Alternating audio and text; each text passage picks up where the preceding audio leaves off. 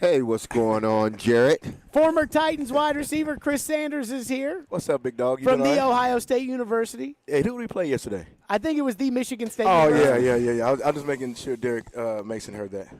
So let's start I'm with not going to this. say anything. I should just walk out now. Long as you gave it your all, man. That's all that matters. So let's start with this. Titans and the Yeah. Commanders today. The Titans are 2-2 after surviving another second half from hell against the Indianapolis Colts last week. The Commanders are terrible. They're 1-3, and yet it feels like where the Titans sit today, big opportunity to pick up a win going into the bye as they get set for the second half of their season. Man, I mean, it is. They had a good win last week. They beat the Colts. And just like what we talked about off air, the Colts are a bad team. I mean, you look at what they're doing in the quarterback position. You look at what they're doing on the offensive line. It was just a bad team. But the good thing about it is the Tennessee Titans went and got a division win. They went down there and did what they're supposed to do. It wasn't pretty. I know it was a tale of two halves. The Titans looked pretty good the first half. The second half, they looked absolutely bad. No offense. Tannehill looked bad. The offensive line looked bad. But the good thing about the whole situation is they went down there and they got a win. That's the positive about the whole thing. Well, Verbal said it last week during the week. You have to pick up wins on the road. You got to steal wins on the road. And they basically stole one. It wasn't like they dominated for 60 minutes. They were the much better team in the first half against Indianapolis. But then in the second half, Indianapolis was clearly the better team. But even in being a better team, they did things that cost them the game, I believe. I don't think in the second half the Titans won that. Mm-hmm. I think it was more or less that the Indianapolis Colts gave it to them. Yeah. You fumble inside the 20, then you throw an interception inside the red zone. You can't beat anyone when you do that. And the Titans were fortunate to get out of Indianapolis with the win. Vrabel said, listen, ugly or good, it doesn't matter. It's a W in that column. We move on, and they're moving on right now. This week is versus the Washington Commanders. And, again, they can't play like that, I think, this week and expect to have the same old results with them winning the ball game at the end. Do you think they're probably being conservative on offense in the second half? I mean, because you look at, Tannehill in the first half, man, he was slinging it a little bit, but then the second half he was 3 for 6, for 30-some yards? I mean, is it Todd Downing? Is it the play calling? Is it the execution? What do you think it is, Jerry? I mean, I watched tape, and when I watched tape, I just saw guys open in the middle of the field. Tannehill didn't throw them the ball. I saw mistakes on the offensive line, guys not seeing, there was one where Tannehill would have connected with Dontrell Hilliard for a touchdown, but they looped DeForest Buckner around Kwity Paye, and Nicholas Petit-Frere didn't pick up on it, and they ended up sacking Tannehill as the running back was coming open. So it's little stuff like that that's hurting them. I mean, I think my question for you two guys is this. Are you guys comfortable with where the Titans are right now? 2-2. The division is not very good. We all saw Indianapolis on Thursday night. They're terrible. They got to play Jacksonville, then they got to play the Titans again. The Titans have shown at times they can have a really efficient offense the last two first halves. The defense, looks like kind of a bend but don't break defense. And special teams, while not good, is not as bad as it was to start the season. Are you guys comfortable where they are entering kind of this real October football? Or are you nervous about what you see right now out of this team? You can't be comfortable. If you've watched this team over the last 5 games, you can't be comfortable with where they sit. Hell, if you watch them over the last 6 games, including last year's playoff game, you're not comfortable with where this team is sitting. You're thankful that they're 2-2. And they still are in the hunt for the AFC South, but you can't possibly be comfortable. That team isn't comfortable with where they are,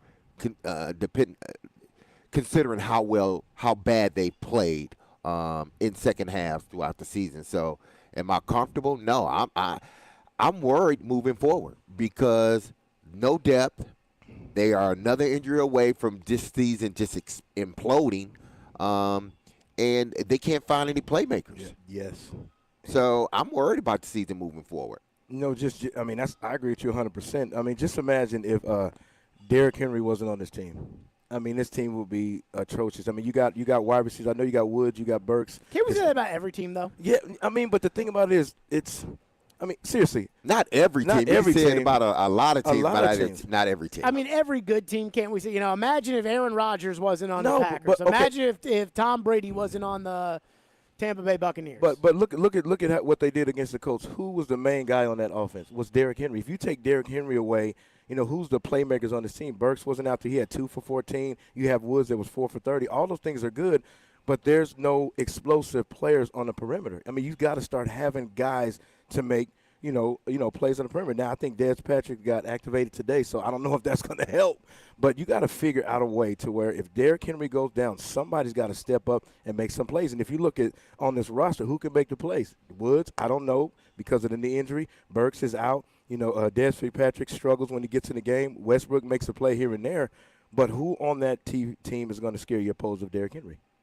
The thing with Woods is that he's going to. There's a difference between making a play than making a explosive play that turns around the game. A play for Woods is he'll get you a first down. Gain of 13. Yeah, gain of 13. Yep. He'll keep the chains moving, and teams are cool with that. But he can't give you that explosive play that is going to open up the game or change the tone of the game. He can't do that. The only guy they had on the outside that had the potential at doing that was Traylon Burks, and he's hurt. So who do they go to now? Derrick Henry? Well, Washington understands that. So they're going to pile up the box, and they're going to force it. And to answer your question, Yes. Chris, are they being a little bit conservative in the second half? I don't think they are. I just don't think they trust that Ryan they don't trust the gift that say, hey, listen, here, you can throw the ball 25 times this half now. They don't trust him to do that. Do you trust him to do that? I don't trust him to do that because he's shown us that if he throws the ball over 22, 23 times, things tend to happen not good for the Titans. So I don't think they're being conservative. I just don't think they want to put the game in the hands of Ryan Tannehill and say, go out and win it for us. But see, the crazy part about it is, what if they get in a shootout? I mean, getting a team that can score some points. The Colts didn't score points until the second half. So I agree with you guys. I mean, I don't trust him as a quarterback. I respect him as a player, but I don't trust him as a quarterback because if you get in a shootout and you have to throw, to get back in the game, I just don't know if I can trust him. So to me, the two things that you've laid out, Chris, Yes. like I'm just going to give you the answer to this. The first thing, what happens if something happens to Derrick Henry? You lose. And then what happens if you get into a shootout? You lose. Yeah. Like that's the way I feel about it right now. So the whole key is to avoid doing that. Here's what I've liked until last week is that I thought Tannehill's played what I consider to be Tannehill ball, which is throw 27 passes, complete 19 of them, 238, 247, 255 yards, 2 touchdowns, no interceptions, no turnovers. That is the kind of game that he has to play. And then we have to expect everybody else on defense and the running back in order to do their job to win that game. What happened last week was in the first half, he was on pace for that kind of Tannehill game, right? Yeah. He was on pace for, 270-something yards, 2 touchdowns, no interceptions, everything. And then he threw for 30 yards in the second half. That was the concern there. For me, so far, I like what Tannehill's done through the first 7 halves of the season. Then the last half of the Colts game I thought was terrible. What I'm worried about is the Titans not getting better as a team. I agree with everything that you guys are saying right now. But even without explosive players at receiver and tight end on offense, that should still be good enough to beat the Washington Commanders. But as they go throughout the course of the year, will they get better? Because Vrabel has coached his team to get better over the last 3 years, 4 years. I don't know why we shouldn't expect it this year, but I am a little nervous that they may not be able to do that. Last week, I forget who we had on the midday show. I forget who we had on. It might have been Hutton. And I asked, it was Hutton. And I asked Hutton, I said, listen, Ryan Tannehill, and I think I might have mentioned this to you too, Jared. I said, Ryan Tannehill has not lost them games. He's did just enough he hasn't been the reason why they've lost games. But my question was, okay, moving forward, considering what's going on with their roster, can the Titans rely on him now to win games for him? Can the Titans say, listen, we don't. You have to win games for us, Ryan. We have to put it on you now to win games. Can Ryan Tannehill do that? I don't know if he can. But they're not paying him to do that. But million. I understand they're not paying him to do it like the elite quarterbacks do it. But they're still paying him every once in a while. We got 17 games. At least you can give me 5 games where you win the game as the quarterback. Think about it like this. Ryan Tannehill makes $29.5 million a year. Kyler Murray makes $46. God damn. You see what I'm saying? Yeah. Like, it's one thing to say, well, Aaron Rodgers or Tom Brady or Kyler Murray ain't that guy. But $46 million and Kyler's tells me. making 46. But Jared, $46 million tells me you need to make everybody else better. I agree. Absolutely. 26, Kyler's not doing he's it. not. Absolutely. 26 million tells me, hey, listen, there may be 2 or 3, 4, 5 games here during the season that you need to win. Yep. On your own. Like, you need to win it. We ain't asking you to win, 17 of them. We're just asking you to win 5 out of the 17. Can Ryan do that? See, that's where I disagree. I think that's what $15 million to the running back means. $15 million So what to does the running back. $26 million to the quarterback mean? 29. 225 yards, 2 touchdowns, no turnovers. That's what $29.5 million quarterback means. Like, that's what it means. It's just don't lose the game. Yeah, pedestrian. No, well, like, I think about it like this, right? So, Cooper Rush. The reason the Dallas Cowboys are 3-0 with Cooper Rush as the quarterback is because they've got a really good defense with Parsons as their pass rusher. They're running the ball really well, and they got some receivers. It's not because Cooper Rush is good. Now, at the end of this season, somebody's going to trade a second-round draft choice to get Cooper Rush to be their starter, and they're not going to win a lot of games. But that's fine. That's what the Titans have always asked of Tannehill. And they've always had a good enough team to kind of allow that until they get to the playoffs and they have to start worrying about, putting the ball in his hands at the end of these games. I truly believe that the Titans can't win a Super Bowl with Tannehill as the quarterback. But I think they can win enough to get into playoffs with him just playing that Tannehill ball and relying on the who's going to carry the team, the running back, the highest paid running back in the NFL. But is that the expectation level just to get to the playoffs? I mean, Mike Vrabel. I think it is for me. But I think they want to go further than that. And I think with Tannehill, if the opposing defenses try to stop the run, he's got to figure out a way to win the ball games, and I just haven't seen it. We saw what he did in the playoffs, and we saw when the game gets tight when they stop the run. He's got to figure out a way to get it done. Coming up, we'll take a look at the big 4 storylines of today's game for the Titans and the Washington Commanders, and we'll do that coming up next here again live out at Twin Peaks in Cool Springs on Galleria Boulevard. 29-degree beer and the best scenic views, and you've got a chance to win a Titans football jersey today. Yeah. However, you got to be here for the end of the game, the end of the Titans and the Commanders, where they will have the giveaway for the football jersey. Twin Peaks carries all the pay-per-view events, and they have happy hour every day from 2 to 7, $1 off drafts and drinks as well during happy hour. It is the pregame show, 102.5, 106.3 The Game. Your home for the MTSU Blue Raiders is 102.5 and 106.3 The Game. Every touchdown. Yes, touchdown. Every three. Free ball, yes, sir. It all lives here. Middle Tennessee. You can also hear the Blue Raiders in the Borough on 97.5. Middle Tennessee Athletics on 102.5 and 106.3 The Game and the Game Nashville app. Now is a fantastic time to sell in Nashville, but you can't do it without the intel. And no one has better intel than the Gary Ashton team. You may be wondering, what is this intel I keep hearing about? Intel so you can sell your home without any staging or showings. Intel on where to find your next home so you can sell your current one while the market's hot. Intel that helps you win the buyer battle and cash in on your home equity now. Everyone else is getting the same information and competing for the same properties. GaryAshton.com gives you the edge with the best real estate intel in Nashville. No one else even comes close. Plus, the Gary Ashton team is the official real estate agent for the Preds. Get the confidence to sell your home and find your dream address without the stress. Call the Gary Ashton team with RE/MAX Advantage today at 615-301-1650 or visit GaryAshton.com. And remember, don't sell without the intel.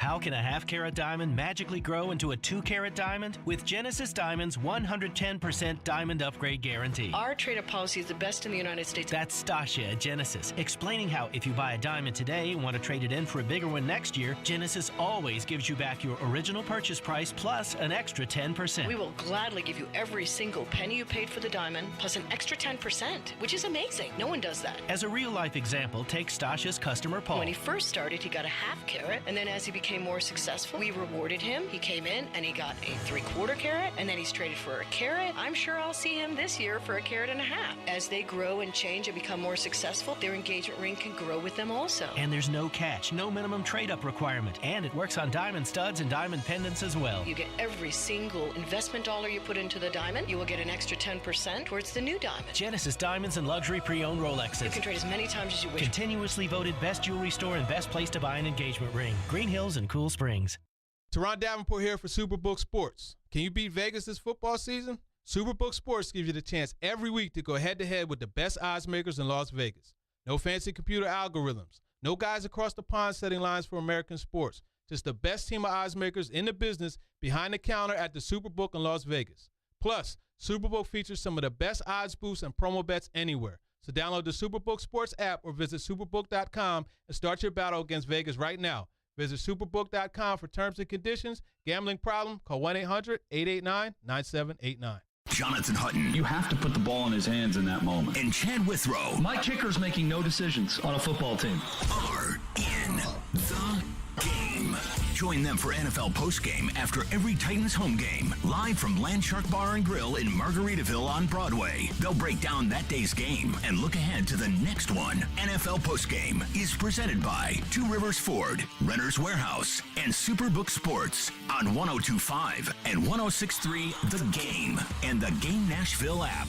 This is NFL Pregame. We're live out of Twin Peaks. It is the pregame show, 102.5, 106.3 The Game. Jared Stillman, Derek Mason, Chris Sanders right here hanging out with you. It is time now to move the chains. We'll do that with TriStar Moving, my official movers, TriStar Movers with 5-star service. We start with the big story today, and that's first down. First down. First down, Chris Sanders. The second halves for these Tennessee Titans. They have scored 7 points over 4 games. They are electric, 24 points each of the last two first halves, 0 points in the second half. They found a way to hang on. What is the matter with the Titans in the second half? Man, I don't know what it is. I don't know if it's Todd Downing. I don't want to, point him out. But if you just look at the stats alone, Tannehill in the first half was 12 for 15 for 103, touchdown to Chig and Woods. The second half, he was 3 for 6 for 34 yards. I just don't know what's going on. We can talk about the execution. We can talk about the play calling. But the thing about it is, every time they get into the second quarter, the second half, it's just like they just come off the gas. And when they come off the gas, it lets the other teams get back into play like they did with the Raiders and the Colts. But I just think that what they have to do, they need to get that killer instinct. When I say get that killer instinct, when they're up 24-0 or 14-0, somebody needs to step up on their team and say, we got to keep this game going as we did in the first half. This team is just not good enough. They're not. They don't have enough playmakers to sustain 4 quarters. But they how just can don't. they be good in the first quarter and the second quarter and bad in the second half? But, Jared, I think I explained this to you. It might have been Friday when we were doing a show together. It's like a boxer. They're like a boxer. It's like, okay, I know that I'm good, but I'm not good enough to go 15 rounds. Mm-hmm. I am sort of like Mike Tyson, even though Mike Tyson was great. Yeah. But I'm like that guy that I have a few punches, and I'm going to try to hit you with these few punches. And if I knock you out in the 3rd, 4th, 5th round, that's okay, we're good. But if I go past the 7th round, 6th, 7th round, it's a fight now because now I have nothing else. I didn't give you everything I had. That's the Tennessee Titans. They give you everything that they have in the first half of games. Second half, they're holding on for dear life.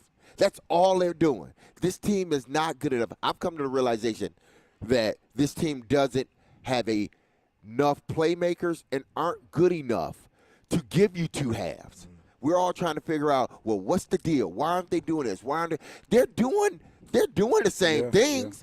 Yeah. They're just not good enough to sustain 4 quarters of football. They don't have enough playmakers to sustain 4 quarters of football. That's basically what it is. You see all the good teams, the teams that are 3-1, 4-0.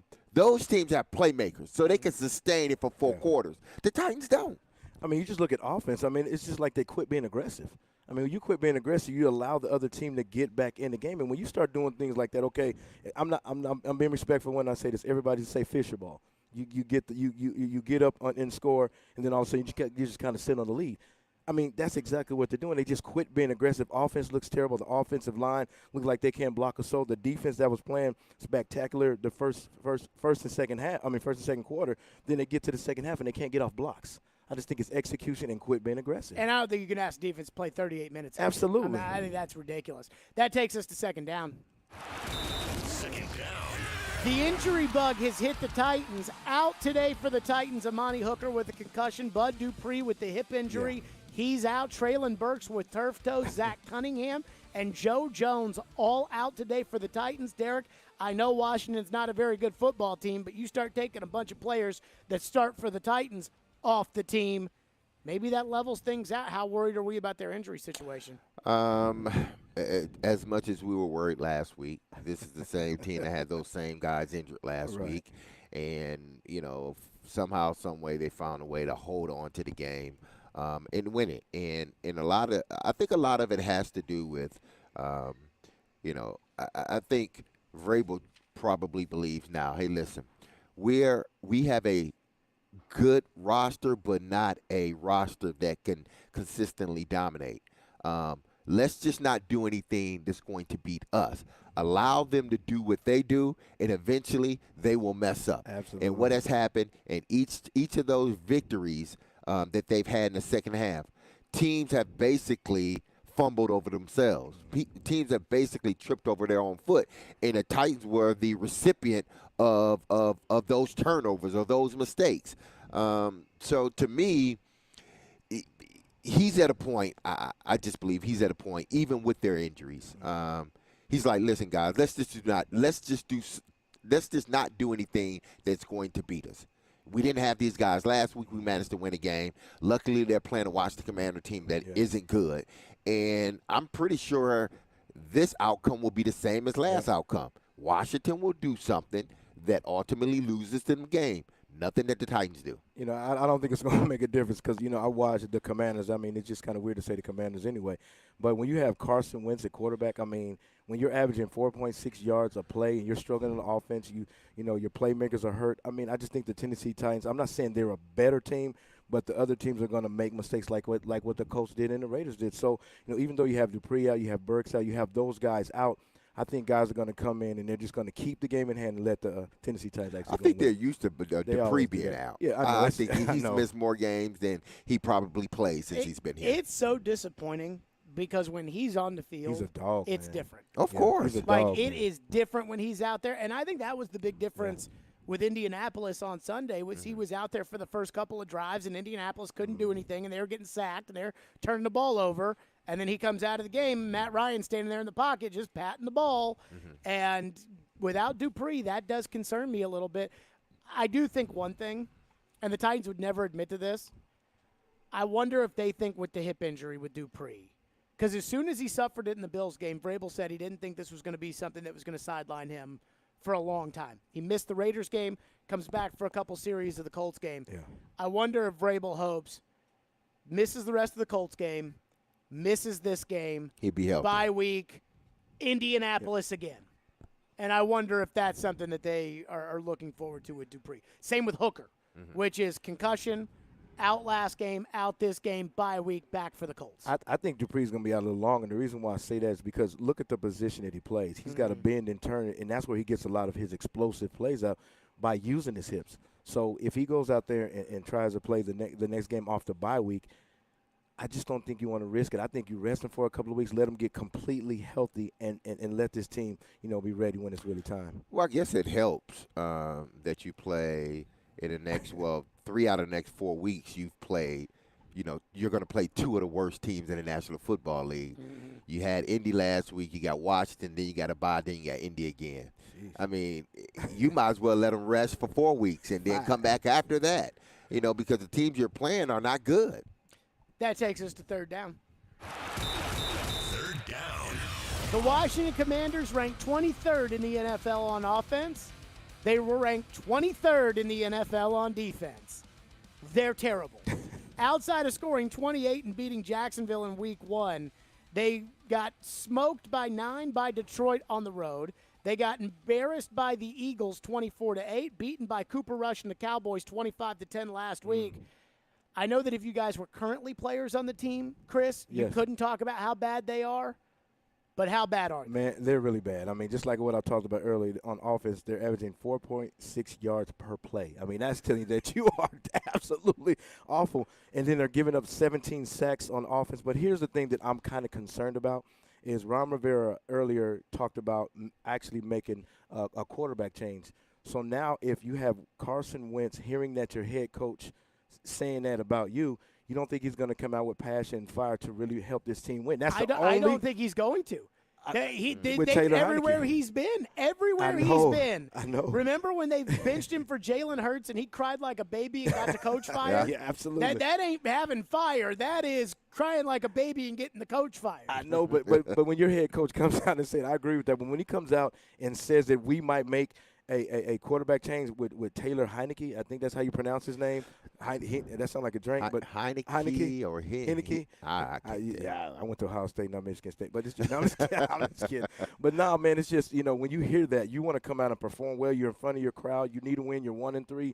So something's got to give. That's the only thing I'm concerned about.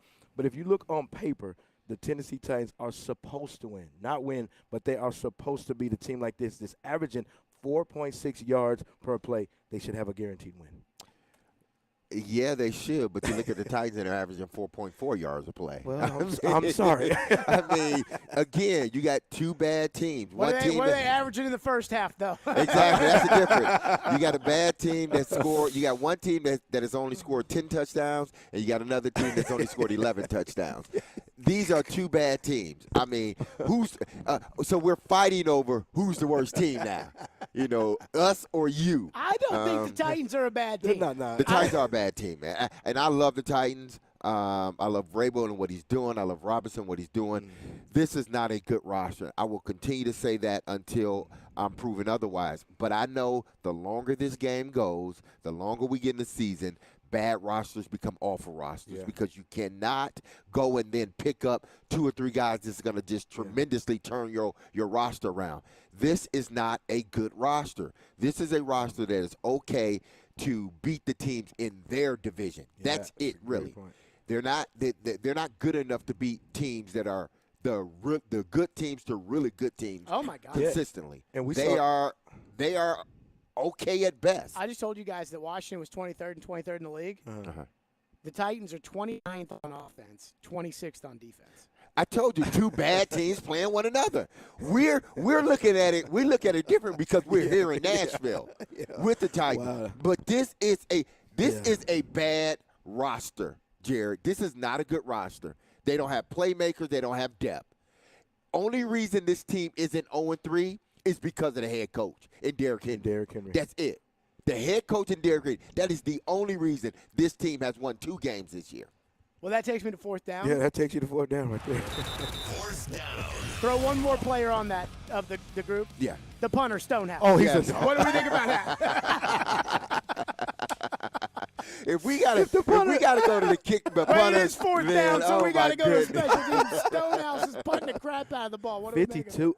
I mean, he's beating the brakes off the ball, but that's a bright spot. But if your kicker is the best player on the field, that's a problem. I mean, it is. I mean, he's averaging 52.6. Where would you rank Stonehouse right now on the Titans roster, right? So Derrick Henry's number 1. Yeah. Simmons is number 2. Byard is number 3. No, Autry's number 4. Autry's number 4. Stonehouse number 5. Jeff Swaim number 6. Oh my goodness! Did you say Jeff Swaim? He is the starting tight end. Oh my He played gosh. double the amount of snaps of Austin Hooper last week. What is going on in Green that Bay. situation? Or against Indianapolis. What is going on with Hooper? He was supposed to be the savior. They think they The don't savior like to what? I mean, just to make some plays at tight end. Yeah, keep on telling. No. I'm just saying. We'll go inside the playbook on offense. Exactly. But get to Hassan Haskins before we get out of here. He's doing a really good job on kickoff return. There you go. What? He is. Hassan Haskins is doing a really good job on kickoff return. When he get a chance to return the ball. Okay. Kickoff. Yeah. Okay. Kickoff return. Oh, I thought you said on kickoff. No, man, I don't care about kickoff. I don't I'm care looking about at kickoff. you like what? What are you doing on kickoff? I'm not watching the L5, okay? I'm not sitting there breaking down the L4 and L5, man. Come on. I look at you like, what in the Sam E. Hill is going on? He's on kickoff. That's why I gave you the look like, are you serious, D-Mace? Like Kickoff return. Kickoff return, man. He's out there, you say kickoff. I look at you like, what? That's why I See, gave because you went to Ohio State. I know, That's man. why. I know. My man. Inside the playbook is next.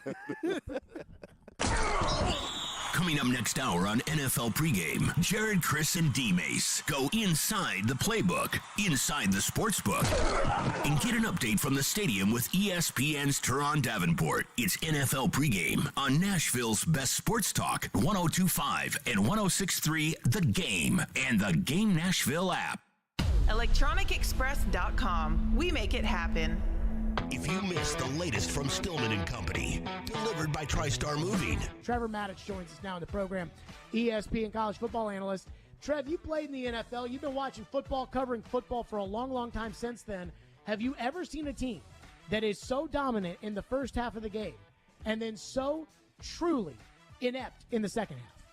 No, this is kind of weird because if they've got the ability to dominate, then they should have the ability to at least hold their own in the second half. But I can see why it's happening with this team because they come out in the first half and they've game planned very well around their weaknesses. And, they've been able to run the ball, throw the ball into short and medium passes, throw the ball to Derrick Henry in the first half, and they've been able to overwhelm defenses with that in the first half. But at halftime, they've adjusted to it. The defenses now have come up to gum up the running game, to gum up the short passing game, and force Tennessee to go to plan B. And it is normal for defensive adjustments to see what's working for the opposing offense in the first half and then try to go to something, make them go to something else in the second half. And the problem with the Titans right now is that plan B for them doesn't really exist. Plan B would be to throw the ball deeper, to get that ball over the top, complete the kind of passes that A.J. Brown used to make. I wonder why the Titans can't get a receiver like A.J. Brown, man. He's been fantastic. But anyway, that's what plan B needs to be for this team. And until they can do that, from a standpoint of protection and from a standpoint of the receivers connecting with the quarterback down the field in the second half, then I think you're going to see a whole lot of a similar situation. And really, they'll need to start doing that in the first half because teams are going to start to come out and say, okay, we know what they do in the first half. We're going to take that away right from the beginning, and we're going to force them over the top in the second half. Tune in Stillman and Company with Jared Stillman. Weekday afternoons from 2 to 6. On ESPN. 102.5 The Game and the Game Nashville app. 312 Pizza Company is home to Southeastern Carolines with Caroline Fenton. From the Hillside Medical Game Studios, WPRT-FM Pegram, WPUZ HD2 Laverne. Robbie and Rex Road, Chase, Willie, and D-Mace. Stillman Company. Nashville's best sports talk. 102.5 and 106.3. Terang, it's a high fly ball. We got pass rushers. Awesome game 7. Checkered flag in the air. The Game. A Cromwell Media Station. What are the keys to victory on the offensive side of the ball for the two-tone blue? Jared Stillman, Derek Mason, and Chris Sanders go inside the playbook. Brought to you by Ounce of Hope. This is the NFL Pregame on Nashville's best sports talk, 102.5 and 106.3 The Game and the Game Nashville app. Inside the Playbook is presented by Ounce of Hope Cannabis Company. We start with the Titans offense, which alarmingly is the 29th ranked offense in the NFL. The first half, 24 points, electric moving the football until the very last drive of the first half. The second half, no first downs in the third quarter, 3 first downs in the fourth quarter, including the game winner to Chigakonkwo. Derek Mason, we start with you. We know that you don't think the players on this offense are very good, but what can the Titans do if they want to try to not be the 29th best offense in the NFL. Turn around and give it to Derrick Henry. and the Titans are at their best. And listen, this is no secret. The Titans are at their best when Ryan Tannehill has his back to the defense and he's handed off to Derrick Henry.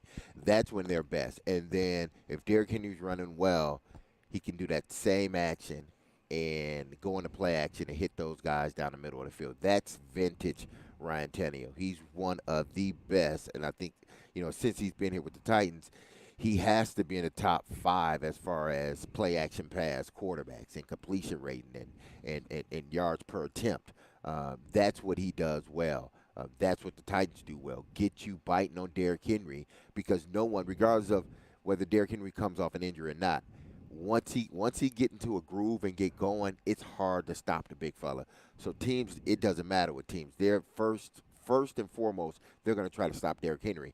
And in return, if they can get that going, that play action off of Derrick Henry, that's where Ryan Tannehill thrives, and that's where this offense thrives. So that they're going to have to get back to more of that, which means the offensive line, who they've done a good job the past 2 games, they're going to have to elevate their play even more against the Commanders, because to me, that's the only way they can have four full quarters of football is if Derrick Henry's running really well. I agree 100%. I mean, you got to get Derrick the ball. Last week he had 147 yards all-purpose. You definitely want to get your playmaker the ball. But this is the only thing that I'm concerned about is, when you're playing a team like the Commanders, you don't want to have turnovers. You don't want to have interceptions. You don't want to have fumbles.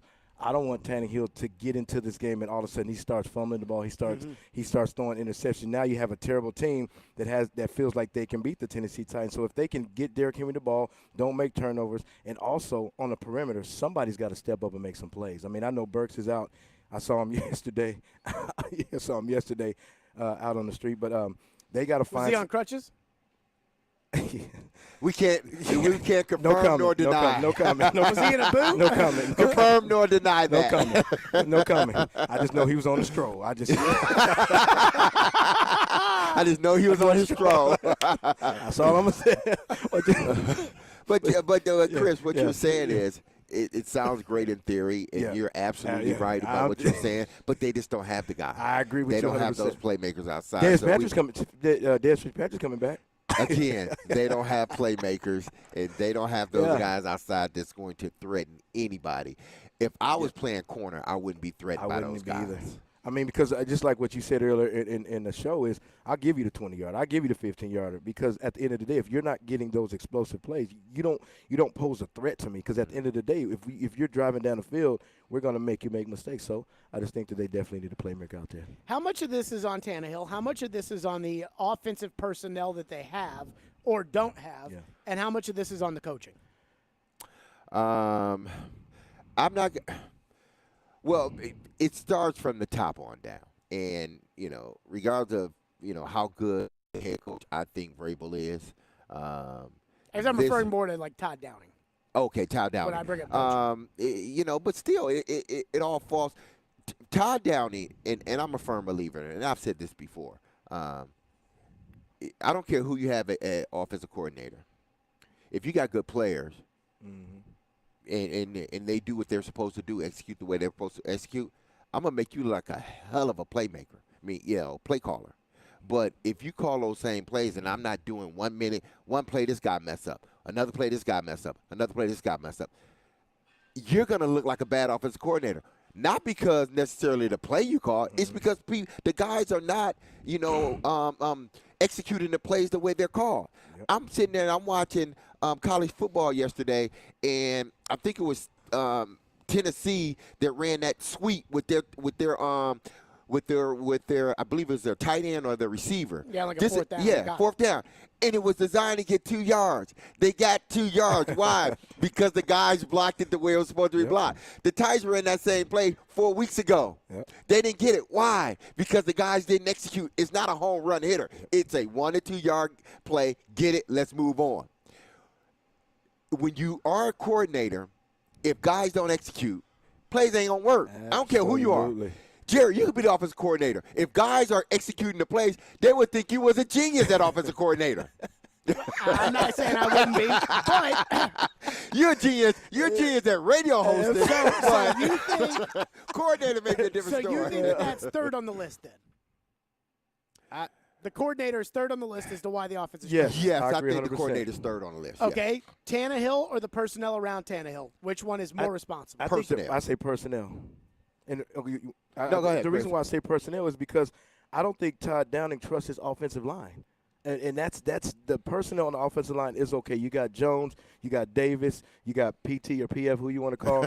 One of those. That's what I call him, PT. But does he trust the offensive line? If you can't trust your offensive line, there's only so many plays you can call, because if you look at just like what you said 4 weeks ago, is guys not executing. When they ran that sweep, that little speed sweep to Chig, 10 guys did their job, but one guy doesn't block. They get lost. They lose 5 yards. So I think it's the personnel on the field with number one.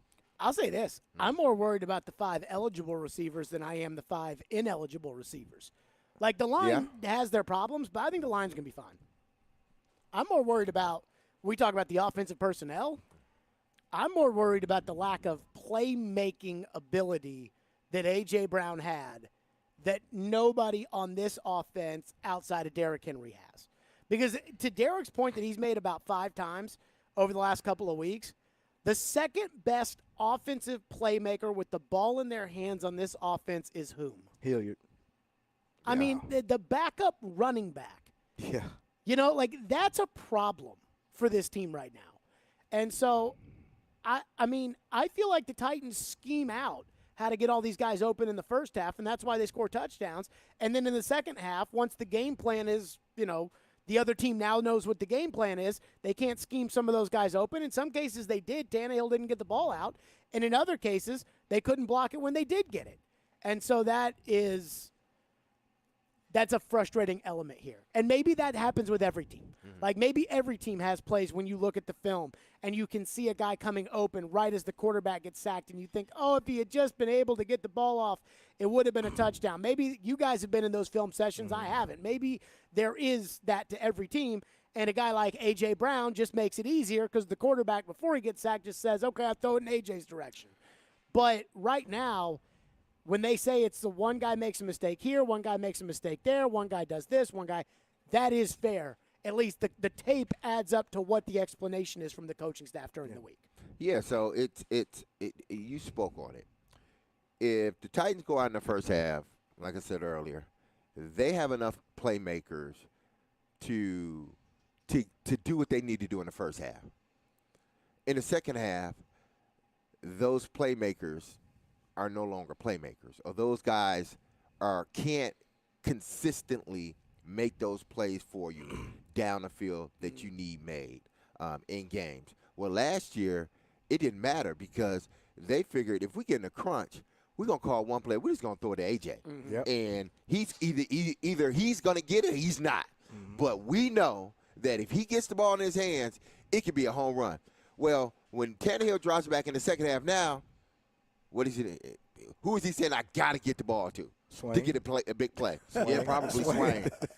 But that's the problem. Right. That's why, to me, it's the coordinator. He's third on the list as far as problems, I believe. It's just the talent that this team doesn't have. That's the problem to me.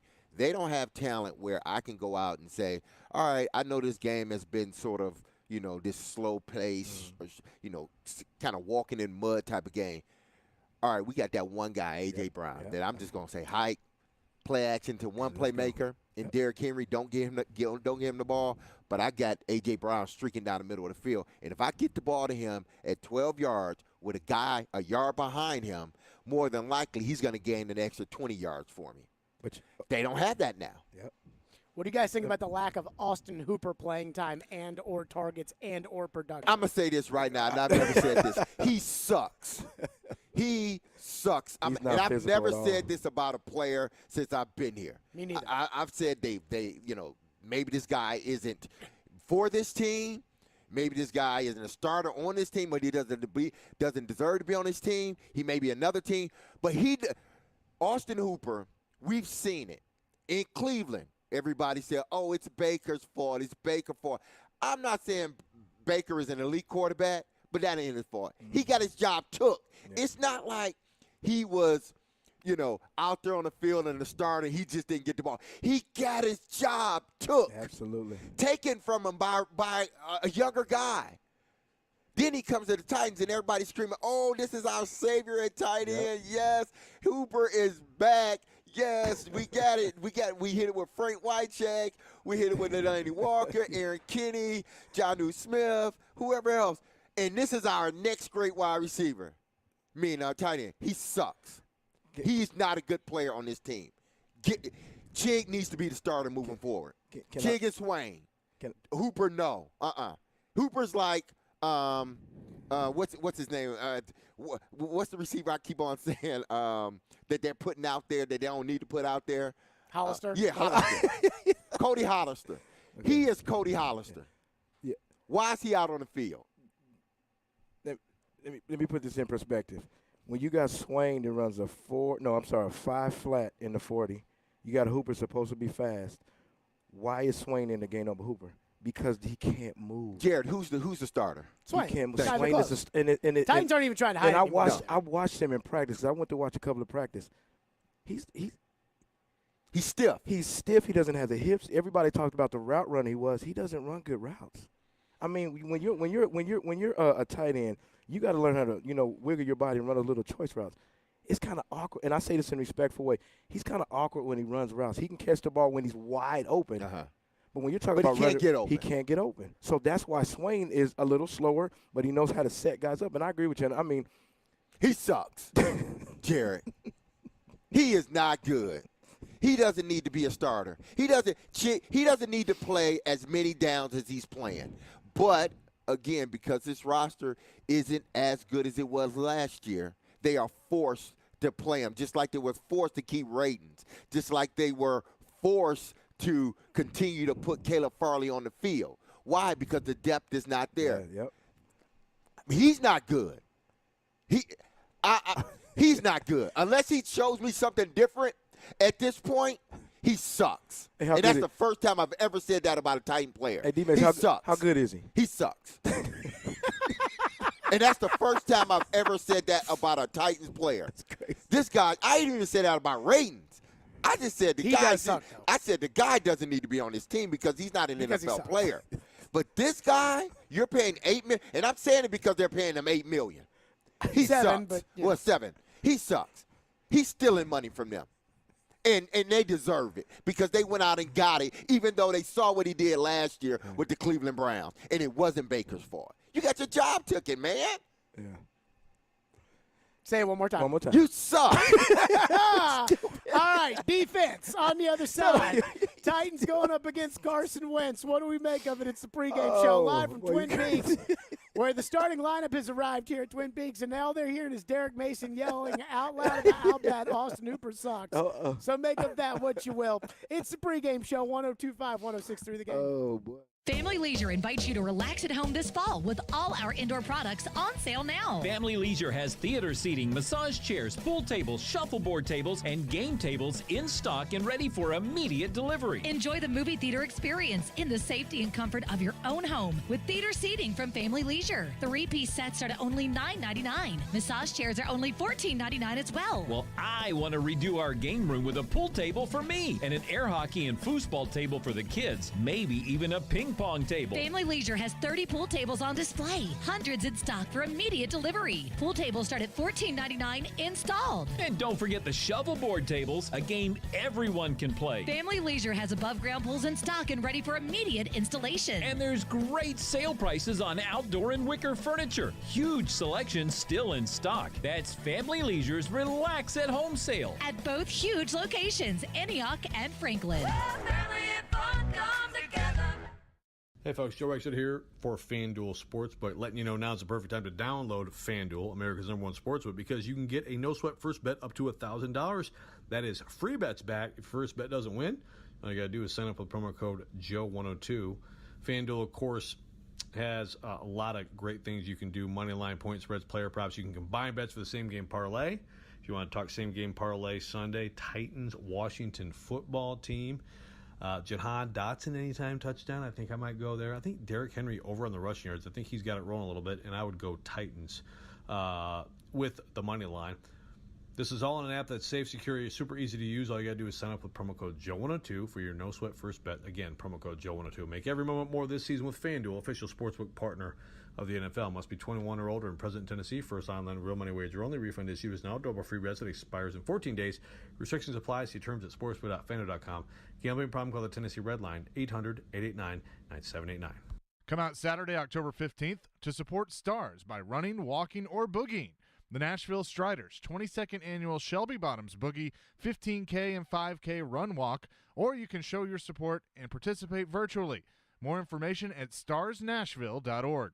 In today's economy, employers and employees should be working together to create safe, good-paying jobs with no unnecessary government overreach. Right to work does not belong in the state constitution. Tennesseans, this voting season, vote no on Amendment 1. Visit TennesseeWorkersAlliance.org, paid for by the Nashville Building Trades. What are the keys to victory on the defensive side of the ball for the two-tone blue? Jared Stillman, Derek Mason, and Chris Sanders go inside the playbook. Brought to you by Ounce of Hope. This is the NFL Pregame on Nashville's best sports talk, 102.5 and 106.3 The Game and the Game Nashville app. Inside the Playbook is presented by Ounce of Hope Cannabis Company. We go inside the defensive playbook live at Twin Peaks here on the pregame show. D-Mace, is there any player that you would like to eviscerate on the defensive side of the ball as you just previously did with Austin Hooper on the offensive side of the ball? No, there's nobody. Even Caleb Farley, I just think that he needs to switch positions. I never said that the kid he's just not good enough to play. He's not a cornerback in this league. They need to put him at safety. I think they will get more out of him at safety than they will at corner. But I think the kid can play, but them trying him as a corner, drafting him as a corner to be a shutdown corner, nah, segue him into being a safety. Defensively, last week against Indianapolis, they got pressure, they got sacks, they got turnovers. I mean, I thought the Joe Schobert forced fumble of Jonathan Taylor was a key part of the Titans being able to hang on in the second half, and yet it doesn't feel like the defense is playing good football so far, and their ranking in the league is obviously not very good, Chris Sanders. So what do we make of this Titans defense, which is currently ranked 26th in the NFL? I think they're a good team in the first two quarters. I mean, we talked about earlier. I mean, the first two quarters, they had Matt Ryan, getting off his spot and making mistakes, fumbling, and they played, ferocious 7 or 8 guys to the ball. But then you get to the second half, I don't know what it is. I don't know if they have a tired defense or guys are missing assignments, but they don't look like the same team in the first and second quarter. So I don't know what it is. I don't know if Shane Bourne is changing calls or what. But in the second half, they don't look like the same defense in the first half. This defense they play. I think this defense will continue to play well, but the offense has to help them in the second half, because to me, this team, because of the injuries with, it started with Harold Landry, then DeBud Dupree. Now you've lost Amani Hooker. You've lost guys in the secondary. Zach Cunningham is down, even though I didn't think Zach was playing well. I think Cole coming in, he's played really well the times he's came in. But even with all of those injuries, this defense is a good defense, but this team can't allow to have key injuries on. They're not afforded key injuries on the defensive side of the ball because their offense is not high power. Mm-hmm. So the longer the defense is out there, or the shorter time the offense is out there and they're not scoring points, it makes it harder for a defense that's good, but they're injured. You can't expect to go to them and say, hey, listen, we may score 20 points this game. Y'all got to hold up. Well, if they're fully healthy, then yeah, they can do that. Absolutely. But they're not fully healthy. So that's asking them to do something that they're, from a personnel standpoint, they're just not capable of doing game in and game out.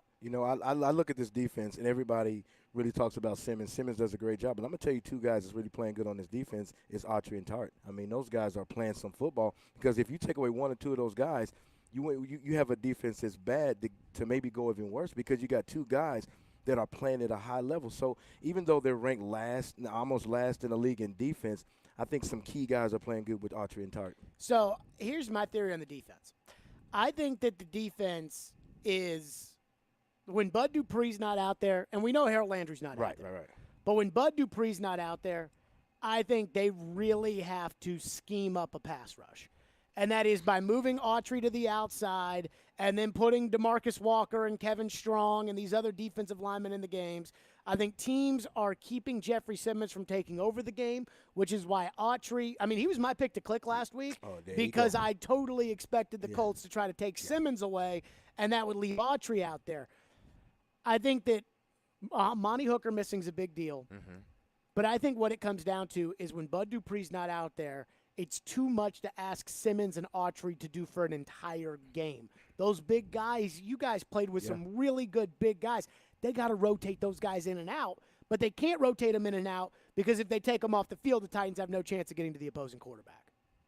No, you're absolutely right right about that because, again, as good as those guys are up front, when you're missing two of your best rush ends, now it puts pressure on, Tier Tart and Jeffrey Simmons. Kevin Strong. Guys like that. Walker. It puts pressure on them now. And they're good. And they're good at what they're doing a good job. But you can't ask them to rush the passer 50 times a game. Absolutely. Now, Jeffrey's going to do what Jeffrey does. But when you don't have those two guys outside, now I can concentrate solely on Jeffrey Simmons or Danico Autry or Tier Tart. Those three big fellas. The problem is, I think, too, is Autry, even though he can play that rush in, he's out of position. He needs to be playing in the middle with Jeffrey Simmons like he was before. That this defense operates better when Danico, Harold on the outside, Simmons, and Autry are in the middle. I would tell you something right now. Weaver is a pass rush specialist. Yep. Yeah. He cannot be on the field in rundowns. And people, when Landry goes out, it's like, okay, Weaver's going to be in. And I thought Weaver could, maybe be able to hold things up. Now, we got to remember Bud's been out, and that's a big deal. And Bud gets paid the money to be in on all the downs, and Bud's a good player. Weaver is a pass rush specialist. He cannot play 45 snaps a game.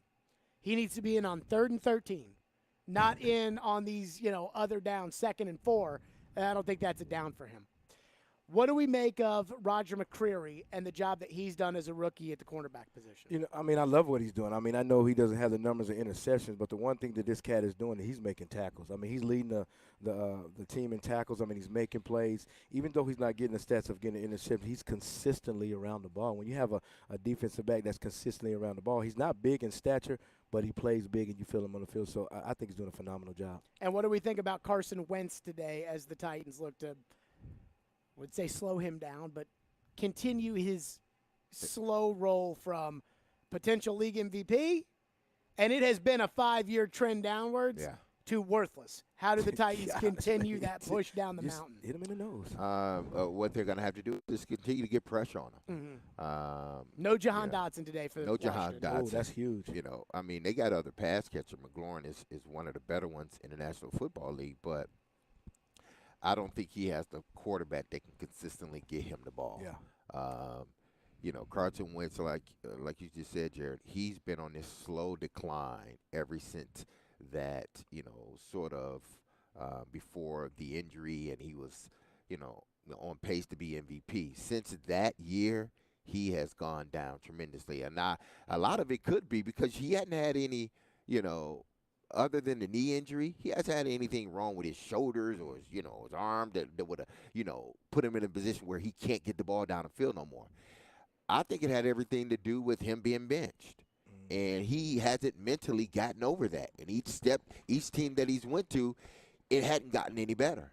So I don't see it getting any better here with the Commanders. And the Titans just need to put consistent pressure on him with that front seven. They do that, then it's going to be a long day for him and the Commanders. He just looks so scary in the pocket. When I say scary in the pocket, that if somebody comes off the edge when he tries to step up and make a play, he just can't because, if you look at what he does, if he gets off his spot and he feels uncomfortable in any situation, that's when he's throwing the interception. Look at his stats. He's completing 62% of his pass, but he has 3 touchdowns but 5 interceptions. If you have 5 interceptions and you only have 3 touchdowns, that means you're not making the right decision. The reason why he's not making the right decisions is because he's uncomfortable in the pocket. And as a quarterback, if you're uncomfortable in the pocket, that's when you make the interceptions, and that's why he has 5 this year. What do you guys make of the fact that somebody was still willing to take a chance on him after what happened in Indianapolis? There ain't no quarterbacks out there. Tells you the NFL. Tell you the state of the NFL. They feel they got to have somebody competent to play that position. If you don't have a competent quarterback, you're not going to win any games. They feel at least he can be sort of that, stopgap before they get their new quarterback. But will they get their new quarterback, because he's subject to win you maybe 5 or 6 games, which wouldn't put you in a category to get that, elite type quarterback. It may put you in that position this year because there are like 4 or 5 guys coming out that people consider elite that could potentially be elite. But any other year, having a top 10 pick doesn't mean you're going to get that elite quarterback. Coming up on the other side, who's in, who's out? We got the injury report. We got the inactives. We'll get to that. Who is out for the Titans today? And it is a long list going into the game today, going into the bye week against the Commanders. We're live out at Twin Peaks out here in Cool Springs. Once again, stop on by and watch the Titans take on the Commanders today. They'll be giving away a Titans jersey. Every time the Titans take the field this season, you must stay until the end of the game for the drawing in order to win. 29-degree beer and the best scenic views here at Twin Peaks. And again, they've got happy hour every day from 2 to 7 with $1 off drafts and well drinks. It is the pregame show, 102.5, 106.3 The Game. Stuck at work without a radio? Wait a minute. Disastrous. I hate that. It's got to be there. That's okay.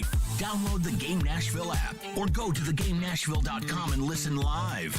We are Nashville's best sports talk, 102.5 and 106.3 The Game.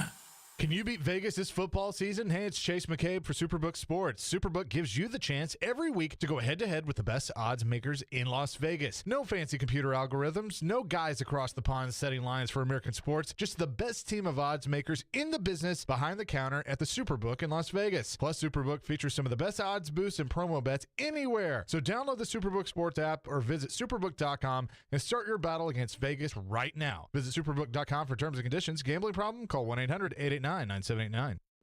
In a world where human interaction seems to be reduced to chats and clicks and emails, where transactions are measured only by speed, where corporate policies overrule common sense, sometimes you just want to go old school. Welcome to Genesis Diamonds, a refreshing experience where personal relationships and authentic interaction are the norm, not the exception. At Genesis, you're here celebrating something awesome in your life, and we want to know all about it. We want to hear your story, listen to your requests, and be a meaningful part of whatever occasion this is. A proposal, an anniversary, a birthday, graduation, push gift, sweet 16. If it's important to you, it's important to us. So we don't care how long it takes. We're not paid on commission, and we're not beholden to some corporate rule book. We just want to help you get what you want to make it into a special memory. So take a break from modern shopping and go old school with us at Genesis. Let's start a real relationship that you can count on for life.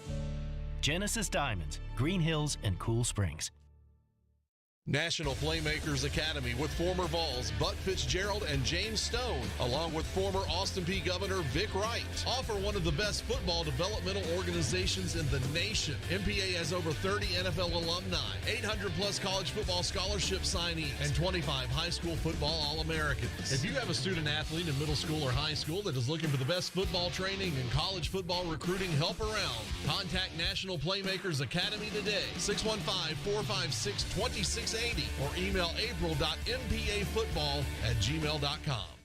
There's never a good time for your furnace to go out, especially in the winter, but it's always a good time to call Lee Company. Our heating and air conditioning pros are available 24/7. No heat? Don't wait. Call Lee Company now at 615-567-1000. Our expert technicians will diagnose the issue and fix it right the first time. When you're cold, you need someone you can count on to bring the heat. Call Lee Company now at 615-567-1000 or visit leecompany.com. NFL pregame is on. Time to take a look at the inactives for today. Who's in, who's out for the Titans? Inactive defensive back Hugo Amadi is out, which means that Roger McCreary will once again have to slide in on nickel, which means that Caleb Farley might have to play. Safety Amani Hooker is out today. Linebacker Zach Cunningham. Linebacker Joe Jones. Joe Schobert has been elevated up off the practice squad again. Outside linebacker Bud Dupree. Outside linebacker Ola Adeni. And guard Nate Davis is out today for the Titans. If Nate Davis is out, that kind of comes as a surprise, by the way, that Nate Davis is out for the game.